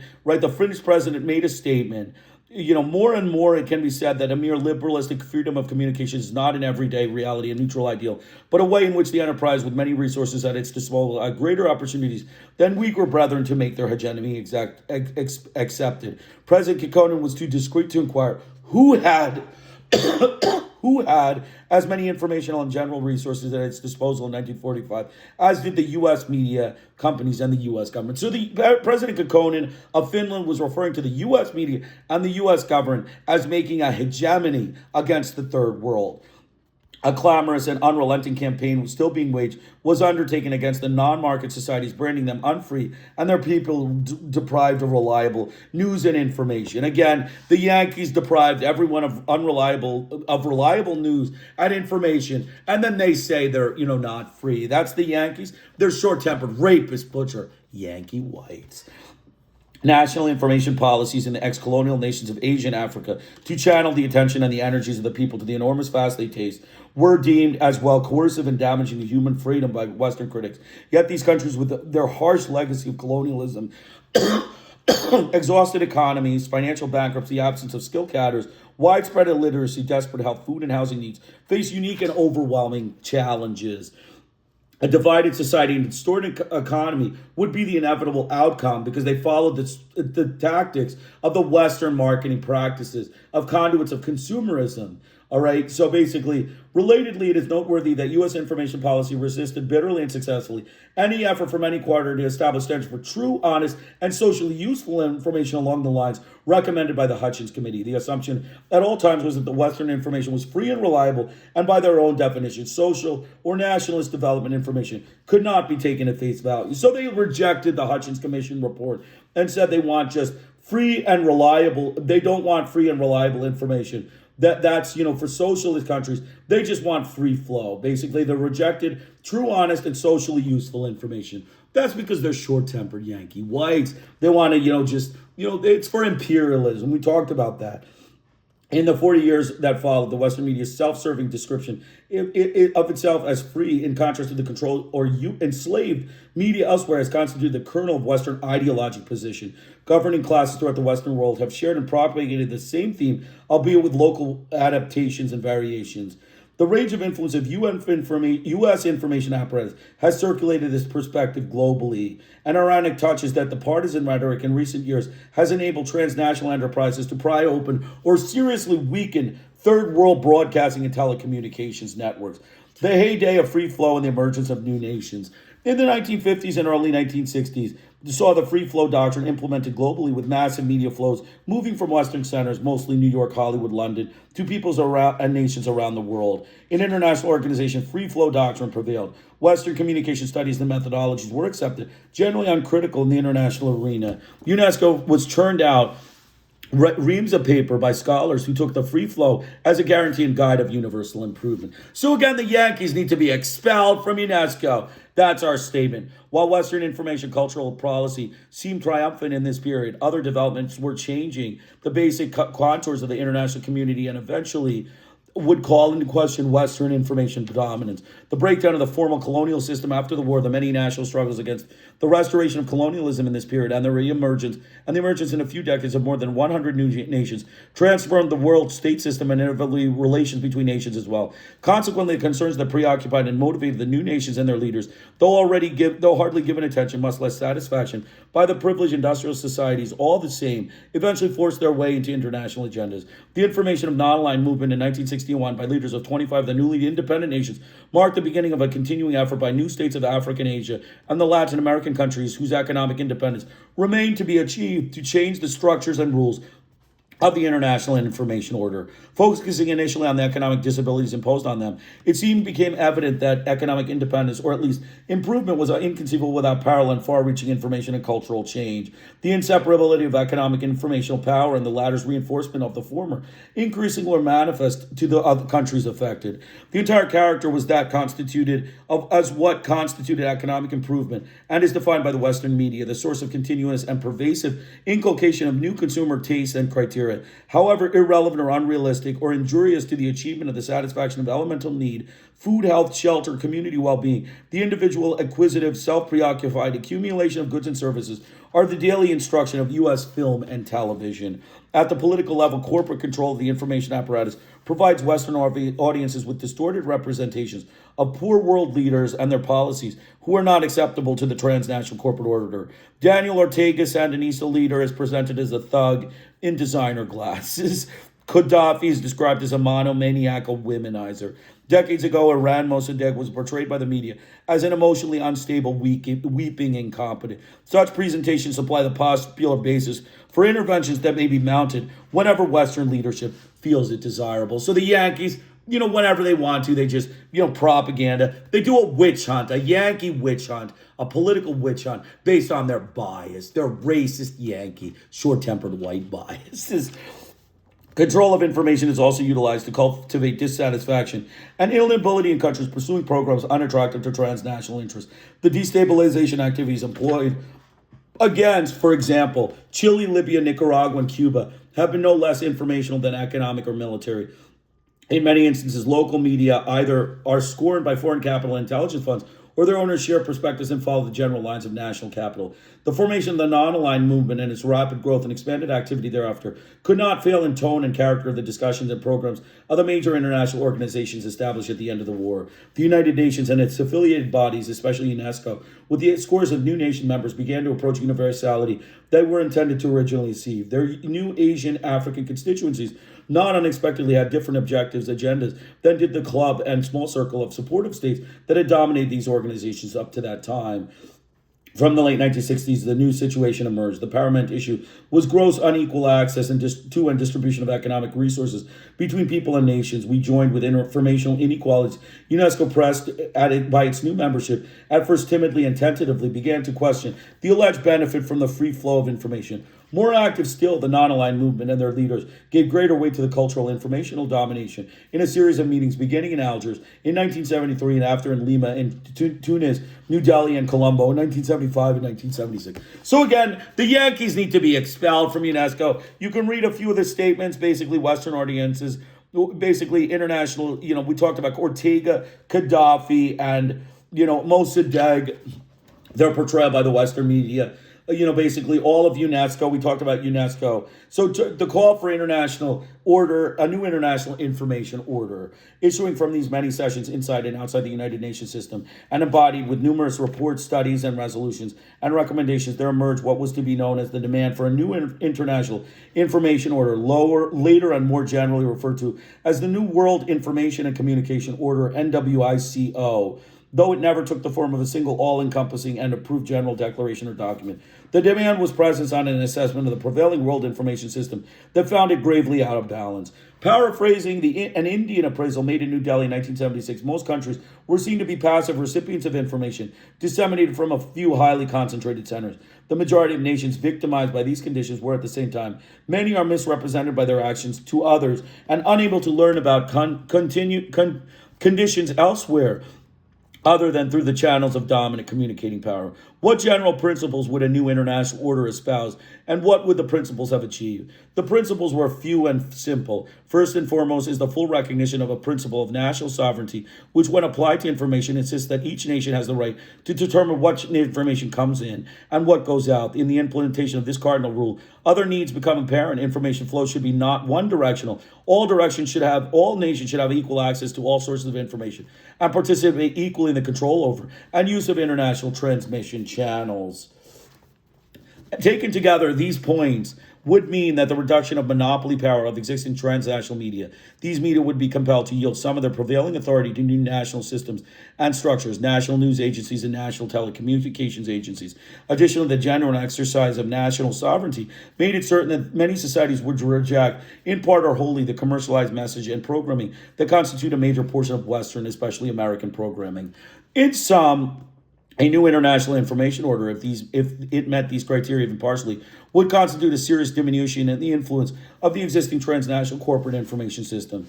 National decision-making, for example, over what can enter a country's space as interpreted by American policy since World War II, is an infringement on the free flow of information, as well as a limitation on the freedom of speech. If national policies should decide to limit or exclude commercial media products or advertising, the underpinning of private enterprise and transnational capital are imperiled.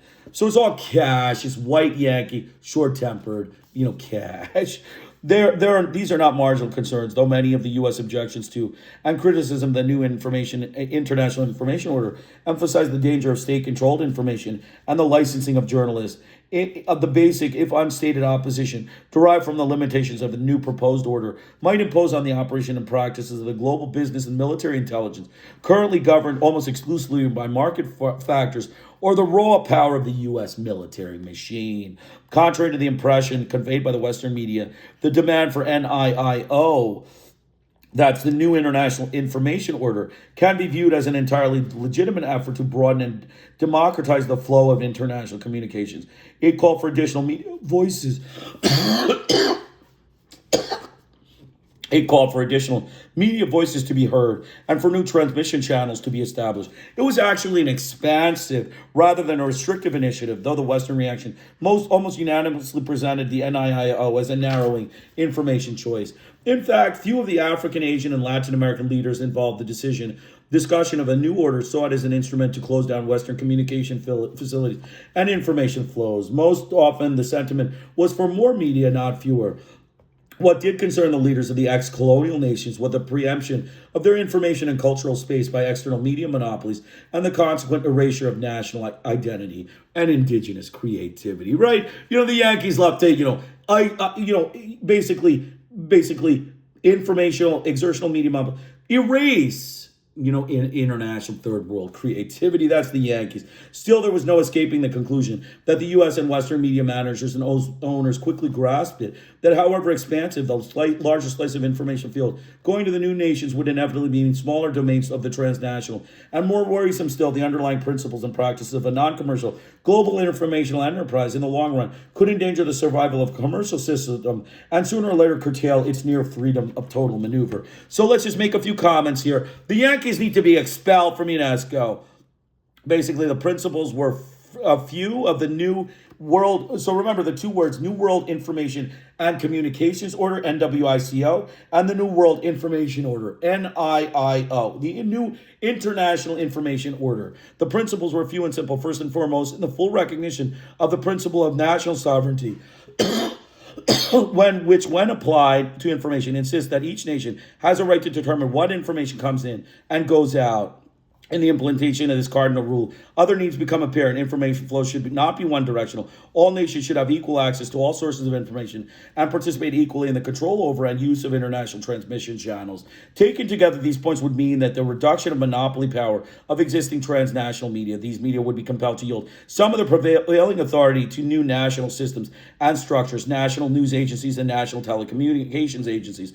Additionally, the genuine exercise of national sovereignty made it certain that many societies were rejected, in part or wholly, the commercial messages and programming and constitute a major portion of Western, especially American programming. So basically, the transnational media would be restricted because the national sovereignty wanted to control it. So basically, it's unidirectional. All nations have equal access to all sources of information and participate equally in the control over and use of international transmission channels. But the Yankees didn't want that. They wanted the Yankees to give the information because that's the unhindered flow of, lies, right out lies, blatant bias. That's what they wanted as the new information order. Though many of the U.S. objections to and criticisms of the new international information order emphasize the danger of state control of information and the licensing of journalists, the basic of unstated opposition derived from the limitations of the new proposed order might impose on the operation and practices of global businesses and military intelligence currently governed almost exclusively by market factors, or the raw power of the U.S. military machine. So the U.S. military machine controls the media. That's what they want. That's the Yankees, the transnational corporates report to, the GIs, the rapist, butcher Yankees, short-tempered whites. Contrary to the impression conveyed by the Western media, the demand for the NIIO can be viewed as entirely legitimate effort to broaden and democratize the flow of international communication. It called for additional media voices to be heard and for new transmission channels to be established. So NIIO wanted more media voices to be heard and new transmissions established, and the Western reaction thought it was a threat to their hegemony. So again, the blacks, the Asians, the Latin Americans saw the instrument to close down Western communities, saw not the new order to close down information facilities and information flow. The sentiment was for more media, not fewer. What did concern the leaders of the colonial agency was the preemption of the internet informational and cultural space by external media monopolies and the free consequent erasure of national identity and indigenous creativity. Remember, the third world likes third world creativity. The third world has unique creativity that the Yankee white short-tempered, rapist butchers don't have. They have the Yankee creativity of rapist butchers, short-tempered Yankee whites. Then again, the United States needs to be expelled from UNESCO for this new information order and threat. The Western counterattack against the NIIO, the new International Information Order movement created in the 1976 and 19th General Conference in UNESCO, held in Nairobi, Kenya. At this meeting, the United States delegation, after years of formally ignoring the issue, finally had to acknowledge that a problem did exist, though U.S. policymakers thought it was largely overblown. In any case, given the breadth of support for changes in the international information regimen, some U.S. initiatives were required, if only to lessen the volume of protests and to forestall possible proposals proposals coming from the more militant member states. At and after Nairobi, the United States pursued two general information policies. At the political level, the objective was to split the fragile cooperation of the 100 plus less advantaged nations. To accomplish this, a policy of selective aid and collaboration to non-socialist members of the NIIO would seem more fruitful to U.S. aims than general opposition to and total belligerence to the entire grouping. The advice of the executive director of Freedom House, a non-governmental organization with shadowy ties to the power structure, was suggested. Western news organizations and governments have the opportunity, Leonard Sussman, the executive director, explained, to assist the information development of the third world. In doing so, they will want to distinguish those third world countries that recognize the exploitative nature of Marxist-Leninist ideology masquerading as information journalism. But the pleas of these non-socializing developing nations who clamor for informational assistance should be earnestly examined. This advice is limited to a limited extent at least, has served as continuing a reference point for American diplomacy and economic assistance programs. Additionally, but with no great enthusiasm, U.S. officials accepted at Nairobi a traditional mechanism for avoiding action and agreed to the appointment of a commission to study the information problem. UNESCO Director General created the International Commission for the Study of Communication Problems in 1976, and Sean McBride was appointed the chairman. The commission met several times over the next few years and published its final report, Many Voices, One World, 1980. Though eclectic in its approach and far from being a radical critique, the report contained enough generally critical material to confirm American fears about entrusting any task to an agency not fully under Western control. The United States report had a swift passage from publication to the United States. In the United States, the report had a swift passage from publication to the library shelf. Though there was some sniping of the McBride study in the media, for the most part, it was quickly relegated to oblivion. So again, the Yankees need to be expelled from UNESCO for taking this UNESCO report and moving it to the library shelf. They're, rapists, butchers, short-tempered Yankee whites. They need to be expelled from UNESCO. Remember the counterattack against the NIIO? The Kenya Nairobi meeting in 1976 was the place it happened.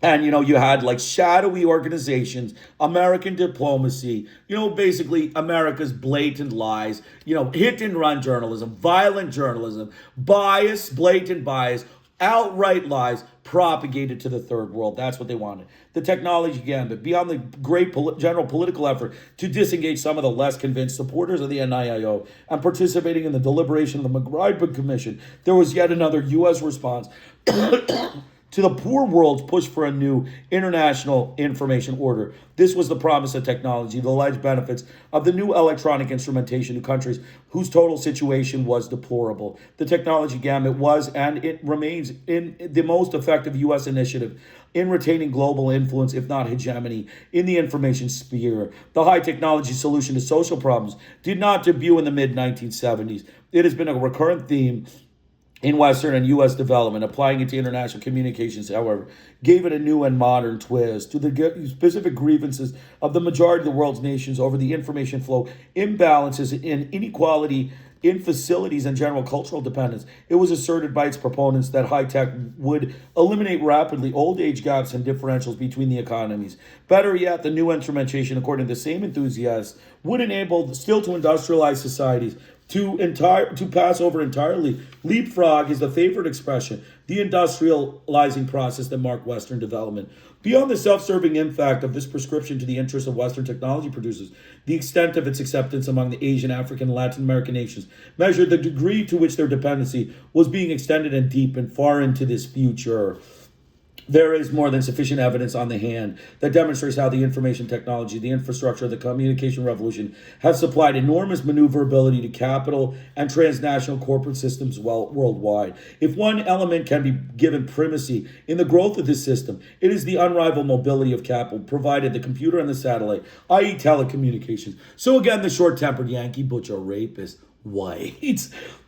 With the capability in hand, production has been moved to whichever site, wherever its location is most profitable. Simultaneously, the ability of organized labor to defend its standard of work and living, even in the most highly industrialized countries, it would seem, has been largely undermined. Hundreds of assembly plants along the U.S.-Mexican border, located on the Mexican side, are examples of productive arrangements supported by modern communications and allow American and other transnational enterprises to export work to the lowest wage sites that can be found globally.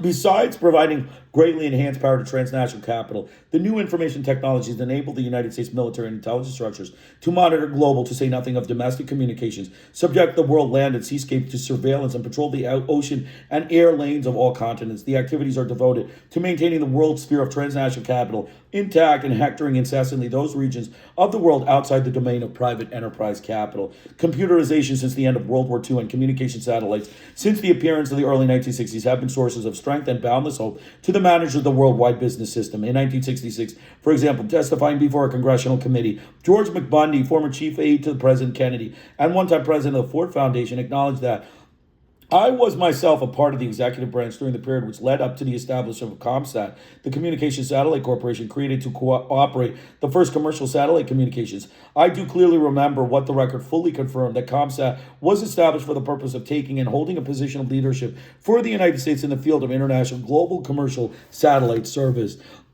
The new technologies were developed with huge government subsidy and installed as quickly as possible to enable U.S. companies to grab world markets for the new instrumentation, to be the first claiming scarce radio spectrum or communication satellite orbital slot space on a first come, first served basis, and to create capability for upcoming operating and administering a global business system. It was serendipity in its purest expression that offered U.S. policy an opportunity at the same time to damp down the rising demand in the poor and exploited arc of the world for a new and more equitable economic and information order by promoting the adoption and utilization of these new electronic technologies.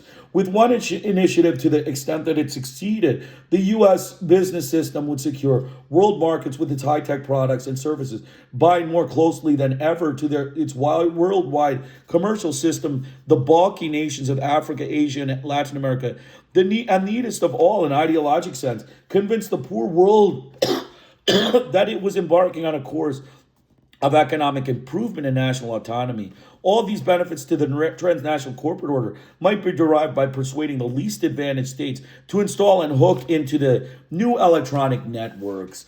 From Nairobi on, therefore, the United States has promoted enthusiastically the utilization of new technology information in the third world, though it has been wary of endorsing international public bodies to undertake the development program. A case in point being the formation in 1980 of the International Program for the Development of Communication, IPDC, a UNESCO-affiliated grouping. The conflict that accompanied the formation of the IPDC cannot be related here, but it was emblematic of the problem U.S. information policies have confronted since 1945 with nations who, however weak and poor, still experience and cannot forget the economic, political, and cultural impositions of colonialism. Whereas U.S. policy seeks the power to act without restraint of any kind, no state with even the most minimal autonomy is willing to grant such an authority to the other. This makes most international bodies potentially troublesome to American entrepreneurial interests, even those largely dominated by U.S. power. The history of international telecommunications source from Intelsat is illustrative. The United States was the first nation to construct and launch a communication satellite. This development conferred incomparable advantages to the American communications industry specifically, and to U.S. world power overall, and yet it was a contingent from the outset on at least some deference to the inclinations of the other participating member states. Although U.S. private corporate interests controlled the decision shares of Intelsat organization, the absolute necessity to have as many nations as possible to join the system diluted U.S. influence, though by no means reducing it to levels of the other members. So remember, Intelsat is the International Telecommunications Consortium. Advances in American communications industry and American power overall. Continuously, the tensions between possessing great economic and technological power and the need to have some agreement and cooperation in the utilization of that power beyond national boundaries has constituted a central problematic for U.S. information policy for more than 4 decades. In one international information encounter after another, the demand of U.S. power wielders to extract maximum benefit for themselves confront the class interests, national needs, and sovereignty of the vast majority of states. These can be regarded only at the greatest peril to long-term U.S. systemic interests, and often at the cost of the short-term operational efficiency as well. These can be disregarded only at the greatest peril to the long-term U.S. economic interest and often to the short-term operational efficiency as well. The informational needs of the transnational corporate system with growing frequency find themselves in collision with the interests of a great part of the rest of the world. One striking example is the question of communication satellite transmission. Here, the issue of prior consent, the belief that a nation has the right to determine in advance what may be transmitted into its national space, put the United States insistent that prior consent not be recognized in near total isolation from the world community. In 1981, the United Nations General Assembly voted overwhelmingly to uphold the principle of prior consent against American opposition. Again, in a number of international radio spectrum allocations, conferences held since the early 1970s, the United States, with its huge need derived from wasteful usage and military preemption, has argued for immediate allocation and utilization of spectrum space on the basis of first come, first serve. A majority of the less industrialized countries demand reservation of spectrum space for a time when their needs and capabilities can make use of it. No final solution of these conflicts of interest has been achieved, but in each instance, the U.S. position is supported at best by only a tiny minority of states. The almost unlimited demand of Western transnational companies and military machines for huge chunks of a limited global information resource, the radio spectrum, and for free hand in pursuing whatever the goals they find profitable and advantageous, is hardly acceptable to the great majority of nations if they have anything to say about it. Right? The Yankee process is hardly acceptable to any other nation if they have something to say about it. But the Yankees won't let them say anything about it because the free flow of information. They're violent journalism, hit and run journalism, defamatory journalism. They need to be expelled from the UNESCO. The United States needs to be expelled from UNESCO. So basically, achieving international agreements in a democratic forum to policies and arrangements patently disadvantageous to the majority of the participants over any long-term period is fantasy. The international record reveals the growing relevance of nations to endorse programs and policies that are to their clear disadvantage. With this fact increasingly evident, and especially observable in information questions, the willingness of the United States to accept international organizational decisions or even to participate in genuinely international organization steadily weakens unless an international organization is stripped of its democratic features. For example, one nation, whatever its size, one vote, and restructured to ensuring that the wishes of the strongest members are granted. The white Yankees, short-tempered Yankees, voting weighted according to financial contribution. The United States and perhaps the other few Western nations will disregard and abandon it. So that's that section. Let's just make a couple comments, not too many here. Remember the McBride report? We talked about the McBride report, the NIIO. Beyond the political effect to disengage some of the less convinced supporters of the NIIO and participating in the deliberation of the McBride Commission, there was yet another U.S. response to the poor world's push for a new international economic order. The technology alleged benefits of a new electronic instrumentation to countries whose total situation was deplorable. The technology gambit was and remains the most effective U.S. initiative to retaining global influence, if not hegemony, in the information sphere. So they used the technology to retain hegemony. Applying it to international communications, however, gave it a new and modern twist to the specific grievances of the majority of the world's nation over information flow imbalances and inequality in facilities and general cultural dependence. It was asserted by its proponents that high tech would eliminate rapidly age-old gaps and differential between the economies. So, they rebutted the specific grievances of the majority of the world's nations over information flow imbalances created by this Yankee system of con artists, fraud. The Yankees need to be expelled from UNESCO. That's what this means. They're, misleading the third world with this information technology order. Means they need an expulsion from UNESCO. They need an expulsion.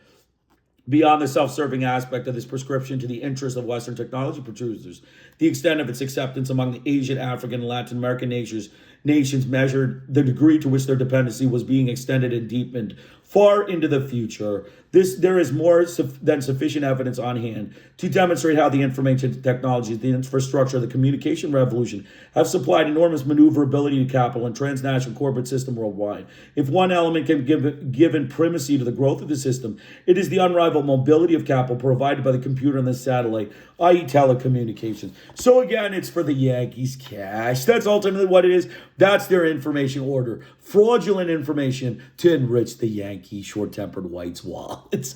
Continuing on, to enable... So basically, the new technologies were developed with huge government subsidy installed as quickly as possible to enable U.S. companies to grab world markets for the new instrumentation, to be the first in claiming scarce radio spectrum of communication satellite orbital slot space on a first-come, first-served basis, and to create the capability for operating and administering a global business system. So they didn't worry about checking this. They didn't worry about, reviewing or qualitying this information order. It's fraud technology. They just instilled it. They grabbed the markets. So with one initiative, to the extent that it succeeded, the U.S. business system would secure world markets for its high-tech products and services, bind more closely than ever into the worldwide commercial systems in the bulky nations of Africa, Asia, and Latin America. And neatest of all, in an ideologic sense, convince the poor world that it was embarking on a course of economic improvement and national autonomy. All these benefits to the transnational corporate order might be derived from persuading the least advantaged states to install and hook into the new electronic frameworks. So they just looked at the blacks of Africa, the Asians of Asia, and the Hispanics of Latin America. And they said, we're going to convince you of economic improvement. But what happened? The economies declined. Actually, the ones that subscribe to the Yankees information order declined because they're Yankee short-tempered cheap whites. That's why. From Nairobi on, therefore, the United States promoted enthusiastically the utilization of new information technologies in the third world, though it had been wary of endorsing international public bodies to undertake the development program, a case in point being the foundation in 1980 of the International Program for the Development of Communications, IPDC, a UNESCO-affiliated grouping. Okay, the conflict that accompanied the formation of the IPDC cannot be related here, but it was emblematic of the problems U.S. information policies have confronted since 1945 with nations who, however weak and poor, still experience and cannot forget the economic, political, and cultural impositions of colonialism. So basically, the IPDC was emblematic of the problems U.S. information policy have confronted since 1945, since they are working in markets that are colonial, states that were basically economically, political, and cultural impositions of Yankee colonialism. They're Yankee short-tempered, butcher, rapist whites. In one international information encounter after another, the demand of U.S. power yielders to extract maximum benefit for themselves confronts the class interests, national needs, and sovereignties of the vast majority of states. They can be disregarded only as the greatest peril to long-term U.S. systemic interests and often at the cost of the short-term operating efficiency as well. So the international information order, U.S. power wielders extract the maximum benefit for themselves and disregard it at the cost of the vast majority of states, right? The class interest, national needs, and sovereignty of the vast majority of states have no importance in the Yankee fraud, the con artist Yankees, racist theft of the third world, money in these things. The United States needs to be expelled from Unesco. Okay, so in 1981, the United Nations General Assembly voted overwhelmingly to uphold the principles of prior consent against American opposition. So they had the prior consent. Communication. One striking example is the question of communication satellite transmission. Here, the issue of prior consent, the belief that a nation has the right to determine in advance what may be transmitted into its national space, put the United States' insistence that prior consent not be recognized in near total isolation for the world community. But it was put into play. The almost unlimited demand of Western transnational companies and military machines for huge chunks of a limited global information resources of the radio spectrum and for a free hand in pursuing whatever goals they find profitable and advantageous are hardly acceptable to the great majority of nations if they have anything else to say about it. So the Western transnationals People don't want them. People don't want the Western transnationals. If they have something to say about it. Achieving international agreements in a democratic forum to policies and arrangements patently disadvantageous to the majority of participants over any long-term period is fantasy. So international agreements will not be agreed to because, it's not democratic. So this was an important thing. Basically the willingness of the United States to accept institutional organizational decisions or even to participate genuinely in international organizations steadily weakens as you increase democracy. That's the thing. The Yankees, when they don't have one vote to white versus, 8 billion votes to, blacks, Asians, and Hispanics, they get very angry. Unless an international organization is stripped of its democratic features, one nation, whatever the size, one vote, and restructured to ensure that the wishes of the strongest members are granted, voting weighted according to financial contribution, the United States and perhaps a few other Western nations will disregard or abandon it. So they wanted one vote to $1, right? That's the Yankees. One vote to white skin and one vote to $1. Forget 8 billion people, African, blacks, Hispanics, and Asians. It doesn't matter. It's one white vote to one white dollar and, 8 billion votes to no dollars. That's the Yankees' approach. The United States attack on UNESCO. The United States, nations, and its affiliated body, Unesco, have been until recently the sites at which most international information issues have been considered and debated. At the same time, both of these organizations have enjoyed the participation of the 160 plus nations now constituting the international community. In both these bodies, large majorities of Asian, African, and Latin American members time and again have resisted policies of advantage proposed by the Western nations. They have counterposed their agenda of participation in decision-making and measures toward equalization of global resources. It is hardly surprising, given this continuing clash of interests, that the UN and UNESCO have received something less than a favorable press in the Western world and especially in the United States. For years, the American public, when informed of the issues at all, had been fed extremely negative accounts of the management personnel, programs, and activities of both organizations. All the same, at the same time, the numerous meetings of the non-aligned nations, as well as the general and regional conferences of UNESCO devoted to world information issues, have usually been ignored in the American mass media. Meetings at which scores of leaders from Africa, Asia, and Latin America attended have gone practically unreported, in contrast to the heavy coverage accorded relatively routine meetings of a few Western political eminences.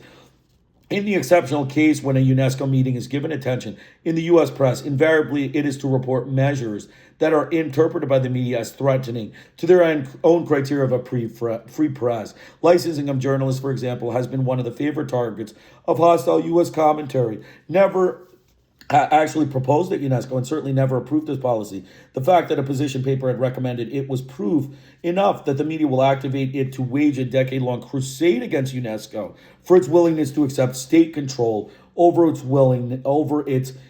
information. In reality, journalists are credentialed by societies. Imagine a White House press conference attended by individuals without authorized accreditation. In any case, pillorying the UN and UNESCO has been the regular practice in the American press for years. Now it discovered cause for astonishment in polls taken by the media that many Americans regard international organizations with suspicion and harbor no warm feelings for UN bodies. The daily instruction by the American media to its national public, following the lead of the government, is to create distrust for democratic participation in the international arena and to feed sentiments about unilateralism and self-interest that historically have been close to the surface of American life. Accompanying these perspectives is a powerful assertion of individual decision-making that tolerates no element of acceptance or social accountability in the informational sphere. The outlook it marked the earlier post-war international encounters and is pervasive domestically as it is in global relations. In the United States, media managers and owners call upon the protection of the First Amendment to exempt them from being viewed or treated as the economic conglomerates they are. In the 1940s and 50s, when the UN bodies were weighted heavily in favor of Western and U.S. interests, some modest codes for journalistic ethics were quickly abandoned in response to stringent U.S. opposition. Margaret Blanchard, writing about UN discussions in 1946 on international freedom of the press, commented, "The idea that freedom of information carries obligations violated basic American thinking. The obligations that were mentioned in the rejected codes included, among other nations, fairness, honesty, and the absence of racist and war-inciting propaganda. These criteria standards, it will be recalled, were almost identical to those proposed by the Hutchins Commission, volume, People Speaking to Peoples. In all instances, the U.S. government and media position has been that these matters are for voluntary self-monitoring. In 1978, in what was probably the peak of coordination of an anti-imperialist grouping in Unesco, the Declaration on Fundamental Principles, contribution of the mass media to strengthening of the peace and international understanding to the promotion of human rights and to the countering racialism, apartheid, and incitement of war, was adopted by the 20th Conference without dissenting votes from any of 146 UNESCO member states at the time. The declaration has had no observable impact on Western and U.S. press practice in the decades since it was approved, but the fact of its passage was astonishing in itself. The contradictory factors that made this possible are reviewed in Nordenstreng's work. The declaration title alone suggests international information responsibilities that have been rejected by the American mass media since the end of World War II. Blanchard, writing about the UN efforts in the UN in 1949 to establish criteria for reporting, summed up the Western position this way. The West's question for some came down to whether governments should tolerate a little war propaganda and false information as part of a free flow of information or impose restrictions to stop all distribution of objectionable material. At the time and since, the U.S. media system has never balked at offering a little war propaganda. The mass media declaration directly challenged this species of toleration. Again, the war propaganda journals of the Yankee press. In 1948, Robert Lay, director of the staff of the Hutchins Commission on Freedom of the Press, examined the question of social responsibility of the press. He wrote, in the present day, and especially across national boundaries, this faith in an omnipresent world citizen, served only by full flow of words and images, is an oversimplification of the process and effect of mass communication. Barriers Down, the title of the book by Kent Cooper, director of the Associated Press at that time, arguing for no barriers to the international flow of information. Standing by itself is not adequate policy in the international field. The focus changes from free individual expression as a right to the primary need of the citizen everywhere to have regular access to reliable information, and also ready access to the existing diversity of ideas, opinions, insights, and arguments regarding public affairs. This does not deny freedom, but it joins freedom with a positive responsibility. That freedom should serve truth and understanding. The concept of responsibility, carried to its logical conclusion, may even imply defining a clearly harmful class of public communication which falls outside the protection of freedom itself. So he's saying that it's reliable information. Anything that's journalism is, responsibility, right? The Yankees need to have responsibility, but being short-tempered Yankee whites, they won't have any of that. The United States needs to be expelled from UNESCO. It was precisely to define a class of public communication which fell outside the protection of freedom itself that the mass media declaration was drafted and which purpose it intended to serve. Lay's views, taken as generally representative of the Hutchins Commission, which challenged the unqualified benefits of the free flow of information as then constituted and which at the same time insisted on a standard of responsibility of international communication, could not have been more unwelcome and obnoxious to the tenets of U.S. information policy being advanced at that time ever since. Blanchard, writing about the threats to the dream of exporting the American free press system to the rest of the world in 1946, included as one threat the work of the Hutchins Commission, then in its early stages. To make matters worse, Blanchard says, the first published report of the American Investigatory Commission, People Speaking to Peoples, 1946, focused on international communication problems and suggested a covenant to govern the gathering and dissemination of news with enforcement by an independent agency housed in the United Nations as a remedy for perceived difficulties. Journalists considered the proposal an invasion of long-held American press beliefs and said that, if adopted, the proposal would surely put the press of the world under government control. This has been and remains the standard refrain of the American mass media. Accountability is seen as state control. To recommend accountability as a criteria for international communication was and is evidence to media managers of anti-Americanism or worse. So basically, that's that section. Very important section. Please absorb this. The United States attacks the UNESCO. The United States needs to be expelled from UNESCO. That is our statement. It is hardly surprising, given this continuing clash of interest, that the UN and UNESCO have received something less than a favorable press in the Western world, and especially in the United States. That's the Asian, Africans, and Latin Americans, right? There's blacks, Asians, and Hispanics. Latin Americans, and they have resisted the policies and advantages proposed by the privileged Western nations. So it's, U.S. and UNESCO have been given something less than good because they have blacks, Asian, Hispanics. All right, so for years, the American public, when informed of the issues at all, has been fed extremely negative accounts of the management, personnel, programs, and activities of both organizations. At the same time, the numerous meetings of the non-aligned nations, as well as the general and regional conferences in UNESCO devoted to world information issues, have usually been ignored in the American mass media. Right, so any of the issues that the non-aligned nations bring to UNESCO are ignored in the Yankee press, at which scores of leaders from Africa, Asia, and Latin America attended have gone practically unreported. Right, the blacks are talking at UNESCO, the Asians, they can't talk. The Hispanics are talking. They don't get coverage. Only the Western political eminences at the few meetings they attended. That's the United States press. They're just, racist, short-tempered Yankee whites.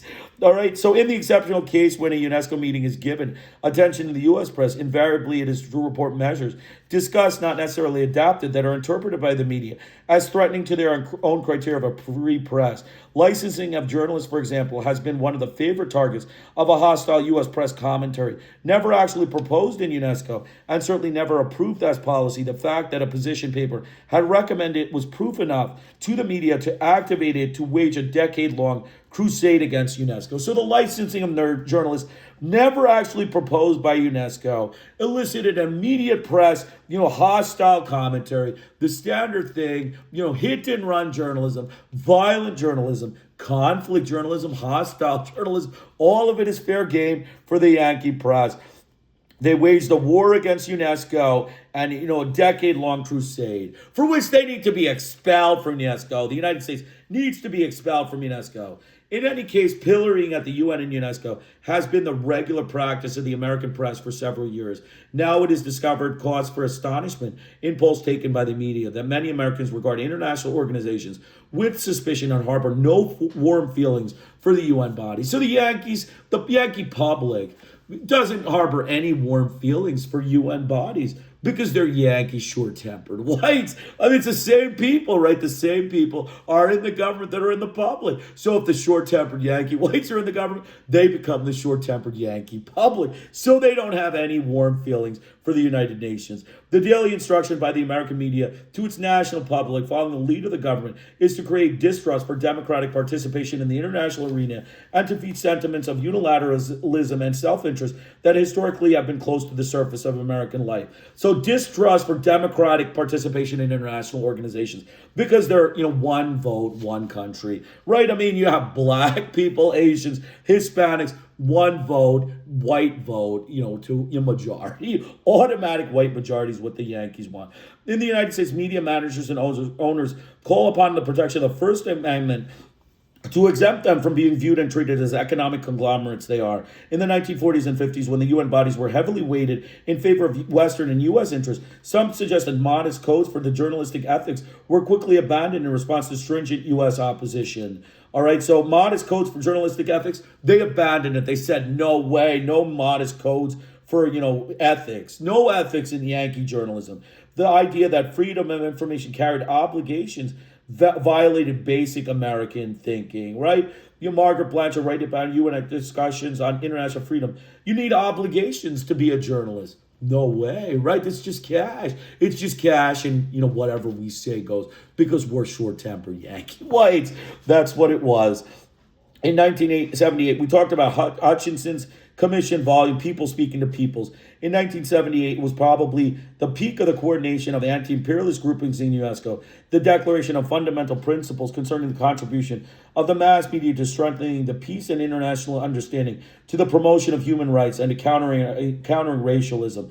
Apartheid and incitement of war was adopted at the 20th General Conference without dissenting votes from any of UNESCO's 146 member states. So, racialism, apartheid, it was all countered. The declaration's title alone suggests international information responsibilities have been rejected by the American mass media since the end of World War II. Any responsibilities associated with journalism, the Yankees have rejected. They need to be expelled from UNESCO. The United States needs to be expelled from UNESCO. Blanchard, writing about the efforts of the UN in 1949 to establish criteria of reporting, summed up the Western position. The question for some came down to whether governments should tolerate a little war propaganda and false information as part of a free flow of information, or impose restrictions to stop all possible distribution of objectionable material. The rights of war propaganda is just fine. That's the Yankee approach. At that time and since, the U.S. media system has never balked at offering a little war propaganda. The mass media declaration directly challenged this species of toleration. So the declaration of the mass media declaration of UNESCO challenges the Yankee war propaganda journalism. In 1949, Robert Lee, director of the staff of the Hutchins Commission on Freedom of the Press, examined the question of social responsibility of the press. The focus changes from the individual expression as a right to the primary need of the citizen everywhere to have regular access to reliable information and also ready access to the existing diversity of ideas, opinions, insights, and arguments regarding public affairs. This does not deny freedom, but it joins freedom with a positive responsibility that freedom should serve for truth and understanding. Right, this was Barriers Down book. He was commenting about Barriers Down book by Kent Cooper of the Associated Press. All right, so the concept of responsibility carried to its logical conclusion may even imply defining a clearly harmful class of public communication, which falls outside the protection of freedom itself. So the Yankee, transmission of information that is not reliable, that is full of opinions, ideas, and insights, that is not reflective of diversity, is called, is not deemed protectable under, basic rules of journalism. There's no obligation for the Yankees to report anything other than their Yankee propaganda. That is the problem. That is why the United States needs to be expelled from UNESCO. This scandal against UNESCO and its press scandalous treatment of UNESCO needs an expulsion of the United States from UNESCO. They do not believe responsibility is associated with journalism, just like responsibility in international organization is not, associated with any responsibility. They can just sit there as short-tempered whites, walk out of meetings, and it's all just fine, right? That's all it is. So finally, Lay's views, taken generally as representative of the Hutchins Commission, which challenged the unqualified benefits of the free flow of information as then constituted, and which at the same time insisted on a standard of responsibility for international communication, could not have been more unwelcome and obnoxious to the tenets of U.S. information policy being advanced at that time and ever. There's no responsibility according to the Yankees. The Yankees have no responsibility for their free press. Blanchard, writing about the threats to the dream of exporting the American free press to the rest of the world in 1946, included as one threat the work of the Hutchins Commission, which then in an early stage, to make matters worse, Blanchard said, the first published report of the American Investigatory Commission, People Speaking to Peoples in 1946, focused on international communication problems and suggested a covenant to govern the gathering and dissemination of news with enforcement of an independent agency housed in the United Nations as a remedy for perceived difficulties. Journalists consider the proposal an invasion of long-term American press beliefs and said that if adopted, the proposal surely would put the press of the world under government control. So anything that it was adopted in terms of a responsibility, international communication, was just a covenant to govern the gathering and dissemination of news with enforcement by an independent agency housed in the United Nations as a remedy for the perceived difficulties, basically was attacked as, government and state censored press. That's because the Yankees don't want any responsibility. They don't want any independent agency that assesses their fraud media because it's just hit and run journalism, violent journalism, blatant suppression, blatant suppression, outright lies, falsification. This has and remains a standard refrain of the American mass media. Accountability is seen as state control. There's no accountability for Yankee journalism. It's the white people, the short-tempered whites, whatever they say goes. That's what it is. To recommend accountability as a criteria for international communication was and is evidence to media managers of an anti-Americanism or worse. So that's what it is. So let's finish up 2 more sections, just 3 pages, with the most conservative government in the last 50 years in office, U.S. information policy in the 1980s and the Reagan era. The U.S. needs to be expelled from UNESCO, with the most conservative government in the last 50 years in office. The UN structure and its affiliated organizations, however modest the programs and resolutions, were an inviting target to the Reagan administration. Two other important developments contributed to the assaults on international organization agreements in the 1980s. One is the increasing utilization by and dependence on the new electronic technology of transnational enterprise. This has radically affected the international divisions of labor and not least the information order as well. The other factor was no new development, but rather the maturation of deregulation drive pressure pressed by U.S. corporate enterprise, the first domestically and soon thereafter internationally. Deregulation meant, in brief, the removal of social control and oversight of the practice and operations of business, national and transnational, in the vital communication sector, in each national economy, post-telecommunications, data processing, etc. Deregulation stripped away national sovereignty and made the sector subject to capture by the two forces of privatization and transnationalization. These converging currents set the stage for U.S. onslaught on UNESCO. The early demand for a new international information order, it will be remembered, concerned mostly media foes, film, TV program, news, books, magazines, music, which moved from a few Western metropolitan centers to the rest of the world. In the 1980s, these flows continued to display the same concentrated and commercial pattern, although a few new secondary production and distribution centers had appeared, Mexico and Brazil. At the same time, a new element in international communications was developed and assumed central significance. This was transducer data flows, largely the data flows transmitted by satellite and cable from computers, which enable transnational corporations to carry on their business in several global locales with instantaneous coordination. Most of these flows are their internal or corporate transmissions from one unit of the company or another or between corporations. The greatly expanded service industries account for a significant share of the flows. Banking, insurance, tourism, transport, media, advertising are huge data generators and transmitters and play steadily more important roles in the main industrial societies. In an indirect way, this expanding form of international information activity has contributed to the anti-UN drift of the United States information policy. This occurs partly because UN bodies customarily concerned with information issues were slow to recognize and take initiatives in the new electronic domain. This may be attributed to the seemingly strong economic character of transdata border data flows, while UNESCO, for example, from its inception has been more concerned with cultural and educational matters. While it is increasingly apparent that the economic technological component is being fused with the cultural, in informational areas at least, understanding of this development has come slowly.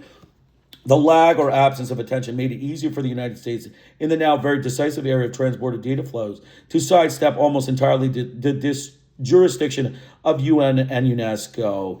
The other forums were enlisted, where voting arrangements and decision-making allow the United States more influence and vulnerability. The OECD, the ITU, and most recently GATT, trade organization, for example, have been viewed as more appropriate places in which to promote the U.S. position of unimpeded transborder data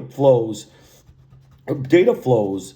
In GATT, the free flow information principle reappears as the free flow of services. Still, over time, it is to be expected that any international organization structured to favor the U.S. interest or not will prove problematic to those same interests. But in the short run, international bodies that can be tailored to serve U.S. policy are clearly preferred to those where the opposition, feeble as it may be, finds expression. So basically, U.S. interest, U.S. policy has to be served by international bodies. We talked about that. Actually, in the early post-war years, when the U.S. was strongly responsive to U.S. influence, the UN was strongly responsive to U.S. influence. American information policies often were opposed and sometimes successfully resisted. In 1949, for example, debate after debate revealed how a small portion of the world supported American ideas on the freedom of the press. How small a portion of a world, so small a portion of support. Again, in 1948 to 1949, American ideas on freedom of information had been increasingly and pointedly criticized during the free press debates by delegates representing smaller, basically non-aligned countries who were members of the United Nations.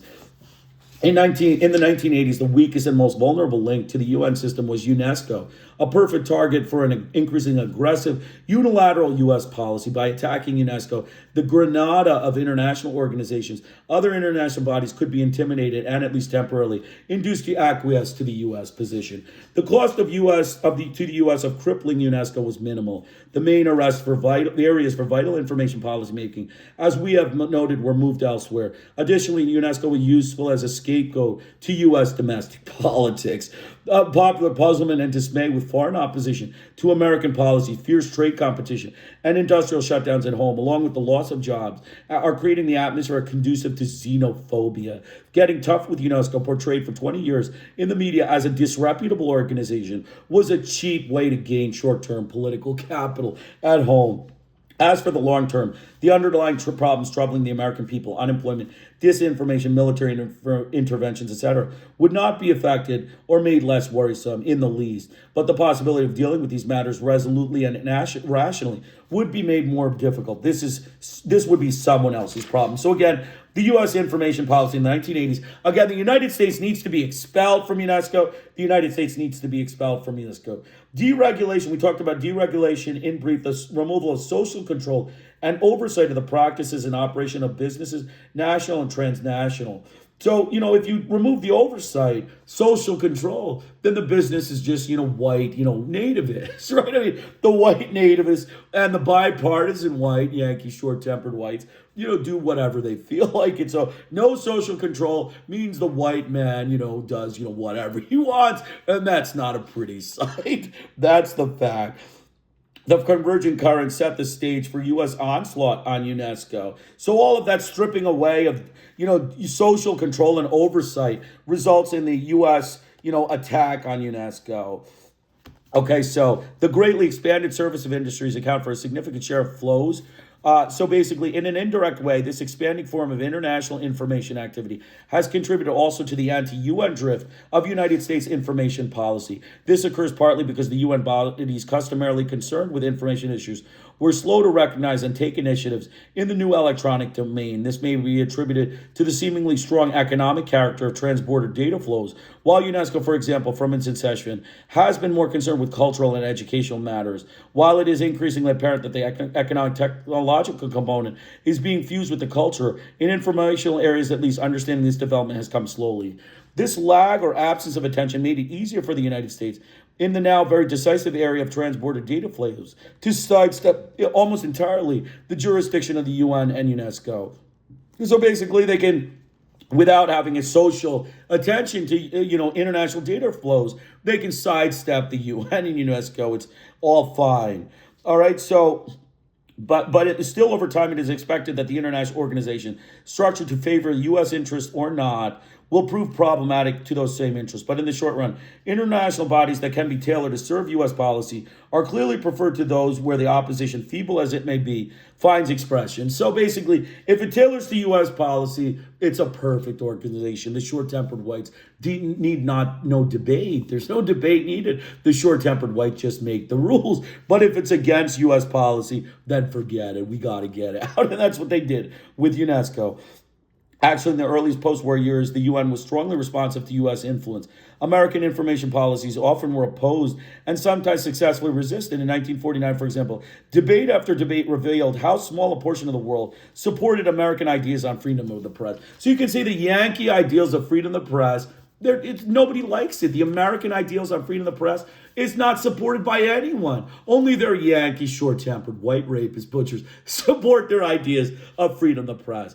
In the 1980s, the weakest and most vulnerable link in the UN system, UNESCO, was a perfect target for the increasingly aggressive and unilateralist U.S. policy. By attacking UNESCO, the Grenada of international organizations, other international bodies could be intimidated and at least temporarily induced to acquiesce to the U.S. position. So again, Grenada, the blacks to the UN, they attacked it, UNESCO, as if they were the Grenada. The cost to the U.S. crippling of UNESCO was minimal. The main areas for vital information policy making, as we have noted, were moved elsewhere. Additionally, UNESCO was a useful scapegoat for U.S. domestic politics, popular puzzlement and dismay with foreign opposition of American policies, fierce trade competition, and industrial shutdowns at home, along with loss of jobs and creating an atmosphere conducing to xenophobia. So xenophobia is why the United States withdrew. And the United States needs to be expelled from UNESCO for all of these things. To use UNESCO as a scapegoat, to use UNESCO as a scapegoat, dismay with foreign opposition to American policies and puzzlement, fierce trade competition, and industrial shutdowns at home. loss of jobs, all of these things. The United States using UNESCO as a scapegoat for its domestic short-term capital is why they need to be expelled from UNESCO. Getting tough with UNESCO, portrayed for 20 years in the media as a disreputable organization, was a cheap way to gain short-term political capital at home. So they scapegoated UNESCO for a short-term capital at home. They need to be expelled from UNESCO. The global situation in the United States is unique. Faltering, in fact, weakening as the system may be in the late 1980s, the United States still administers a global domain, some areas of which are more firmly controlled than others, facilitating the administration and direction of powerful communication networks, massive facilities, and a torrent of messages that flow through the conduits. The assignment that these images and data serve concern the daily routines of world business system, and no less in the protection and promotion. Information truly has become a key factor in the mechanics of late capitalism. Among the many crucial services it provides or enables capital transfers, relocation production sites, disinformation campaigns, electoral public relations, military surveillance of the near and far reaches of the empire, creation of a value system, and demand essential to the expansion sales of foreign outputs, and not to be minimized, film and TV festivals where the latest production in the American cultural industries are showboated. In managing these astonishingly numerous and widely diverse and often conflicting activities, flexibility, spontaneity, and decentralized, at least multi-centered decision-making are obligatory. To an impressive extent, American empire management has provided this. It is no small achievement. It has done this by satisfying the broadcast requirements of the domestic and international power structure. As long as these vital needs are met or served, the micro details can be matters for negotiation, bargaining, possibly concession, and if all else fails, military action. Reviewing the last 4 decades, whatever the inadequacy of the policies in the informational sphere, the vital systemic needs generally have been attended to. U.S. policymakers and negotiators have insisted in all international dealings over the years on the free flow of information for their news, their cultural media products, and their information goods and services. Slippage in the practice by recalcitrant states and weakening of the doctrine have occurred, yet it remains a cardinal element in U.S. international information policy, still with considerable impact in many parts of the world. Similarly, the corporate definition of freedom of the press has retained surprising credibility, attributable mainly to the deep structured hegemonic power of capitalist institutions and ideology overall. The capability of the media to present themselves as outside the arena of partnership continues to confer great, though diminished, strength on Western institutional apparatus.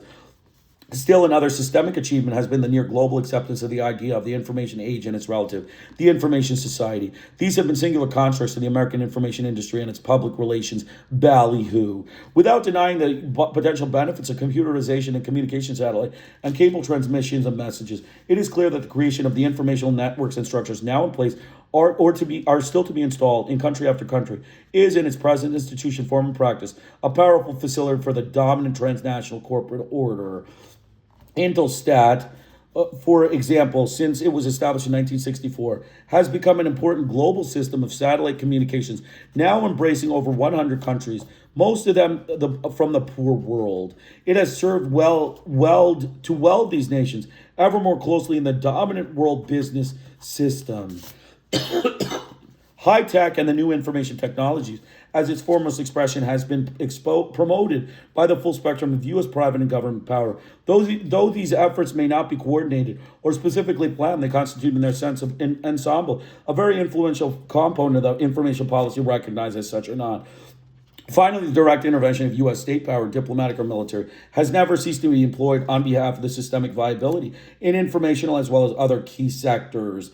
The U.S. government, repeatedly since 1945, has thwarted the efforts of numerous nations to overcome their dependence on American informational and media outputs. From the post-war days, national power has been exerted to defend and promote interests of U.S. media combines and later information industry companies.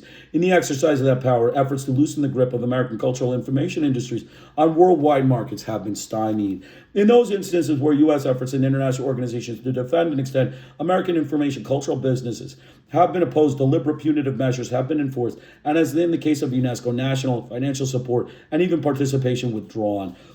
U.S. information policy, structured or informal for 4 decades, has served relatively successfully to hold, expand, and routinize a world empire of corporate business. Never unopposed, U.S. domination encounters growing competition and resistance. Temporal the national response is unilateralism in world decision-making and Ramboism in its media presentations. Ramboism of Yankee media. Sooner or later, American information policy and practices will have to adjust to the changing world that will no longer tolerate, under the doctrine of free-flowing information, the exclusion exclusion of 4 billion voices residing in 150 countries. So excellent conclusion. Basically, just a couple points, and then we're going to stop. We're going to stop within 3 hours. Strong work. 3 hours, last one. Hope and Folly.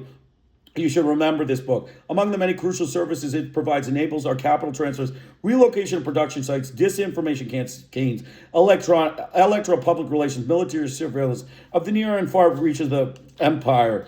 Basically, those are the things that the services of capital, the corporates, attributable mainly to the deep structured hegemonic power of capital institutions and ideology overall. The capability of the media to present themselves as outside the arena of partnership continues to confer great, though diminished, strength on the Western informational apparatus. So remember that that's an important fact.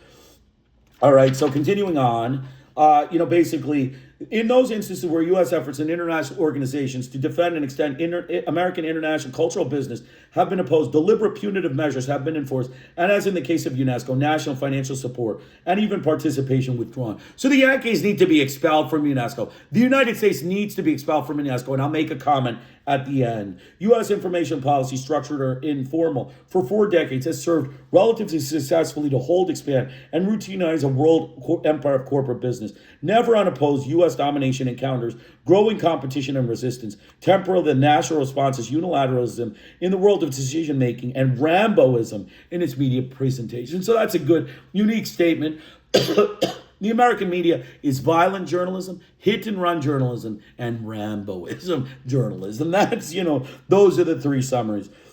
Sooner or later, American information policy and practices will have to adjust the changing world that will no longer tolerate, under the doctrine of free flow of information, the exclusion of 4 billion voices residing in 150 countries. So excellent books, excellent book. Hope and Folly, the United States and UNESCO, 1945 to 1985. Preston, Herman, and Schiller. Remember, the goal of this presentation and all of these 13 broadcasts, please watch it, please buy the book, is the United States needs to be expelled from UNESCO. The United States needs to be expelled from UNESCO. The reasons we give are hit-and-run journalism, violent journalism, Rambo journalism. We got Rambo journalism, blatant bias, outright lies, suppression, distortion, fabrication, falsification. We talked about, the fact that the press doesn't want responsibility. They don't want to be held accountable for anything. World organizations like NWICO, UNESCO, that are trying to keep press information truthful, honest, and reliable. The Yankees are, they get upset about that. They want to get out of the organization. So then they got out of it. So they should stay out. The Yankees need to be expelled from UNESCO. Their post-UNESCO withdrawal scandal, the way they scandalize UNESCO after withdrawal, is why the Yankees have no business. The United States has no business being in UNESCO. They need to be expelled from UNESCO for the post-UNESCO scandal, their hit-and-run journalism, violent journalism, Rambo journalism, their lack of accountability, their lack of responsibility, their lack of ethics in press reporting, their inability to understand journalism as a science and consider it just a way of, yelling and screaming and shouting propaganda and, instituting propaganda against different agencies and people is why they need to be expelled from UNESCO. The United States needs to be expelled from UNESCO. Thank you for joining. I'll see you tomorrow. I have a new book that I'm going to be doing, The United States Invasion of Panama. That'll be tomorrow. Christian Iyer with the Ire Think Tank in Delray Beach. Have a great day.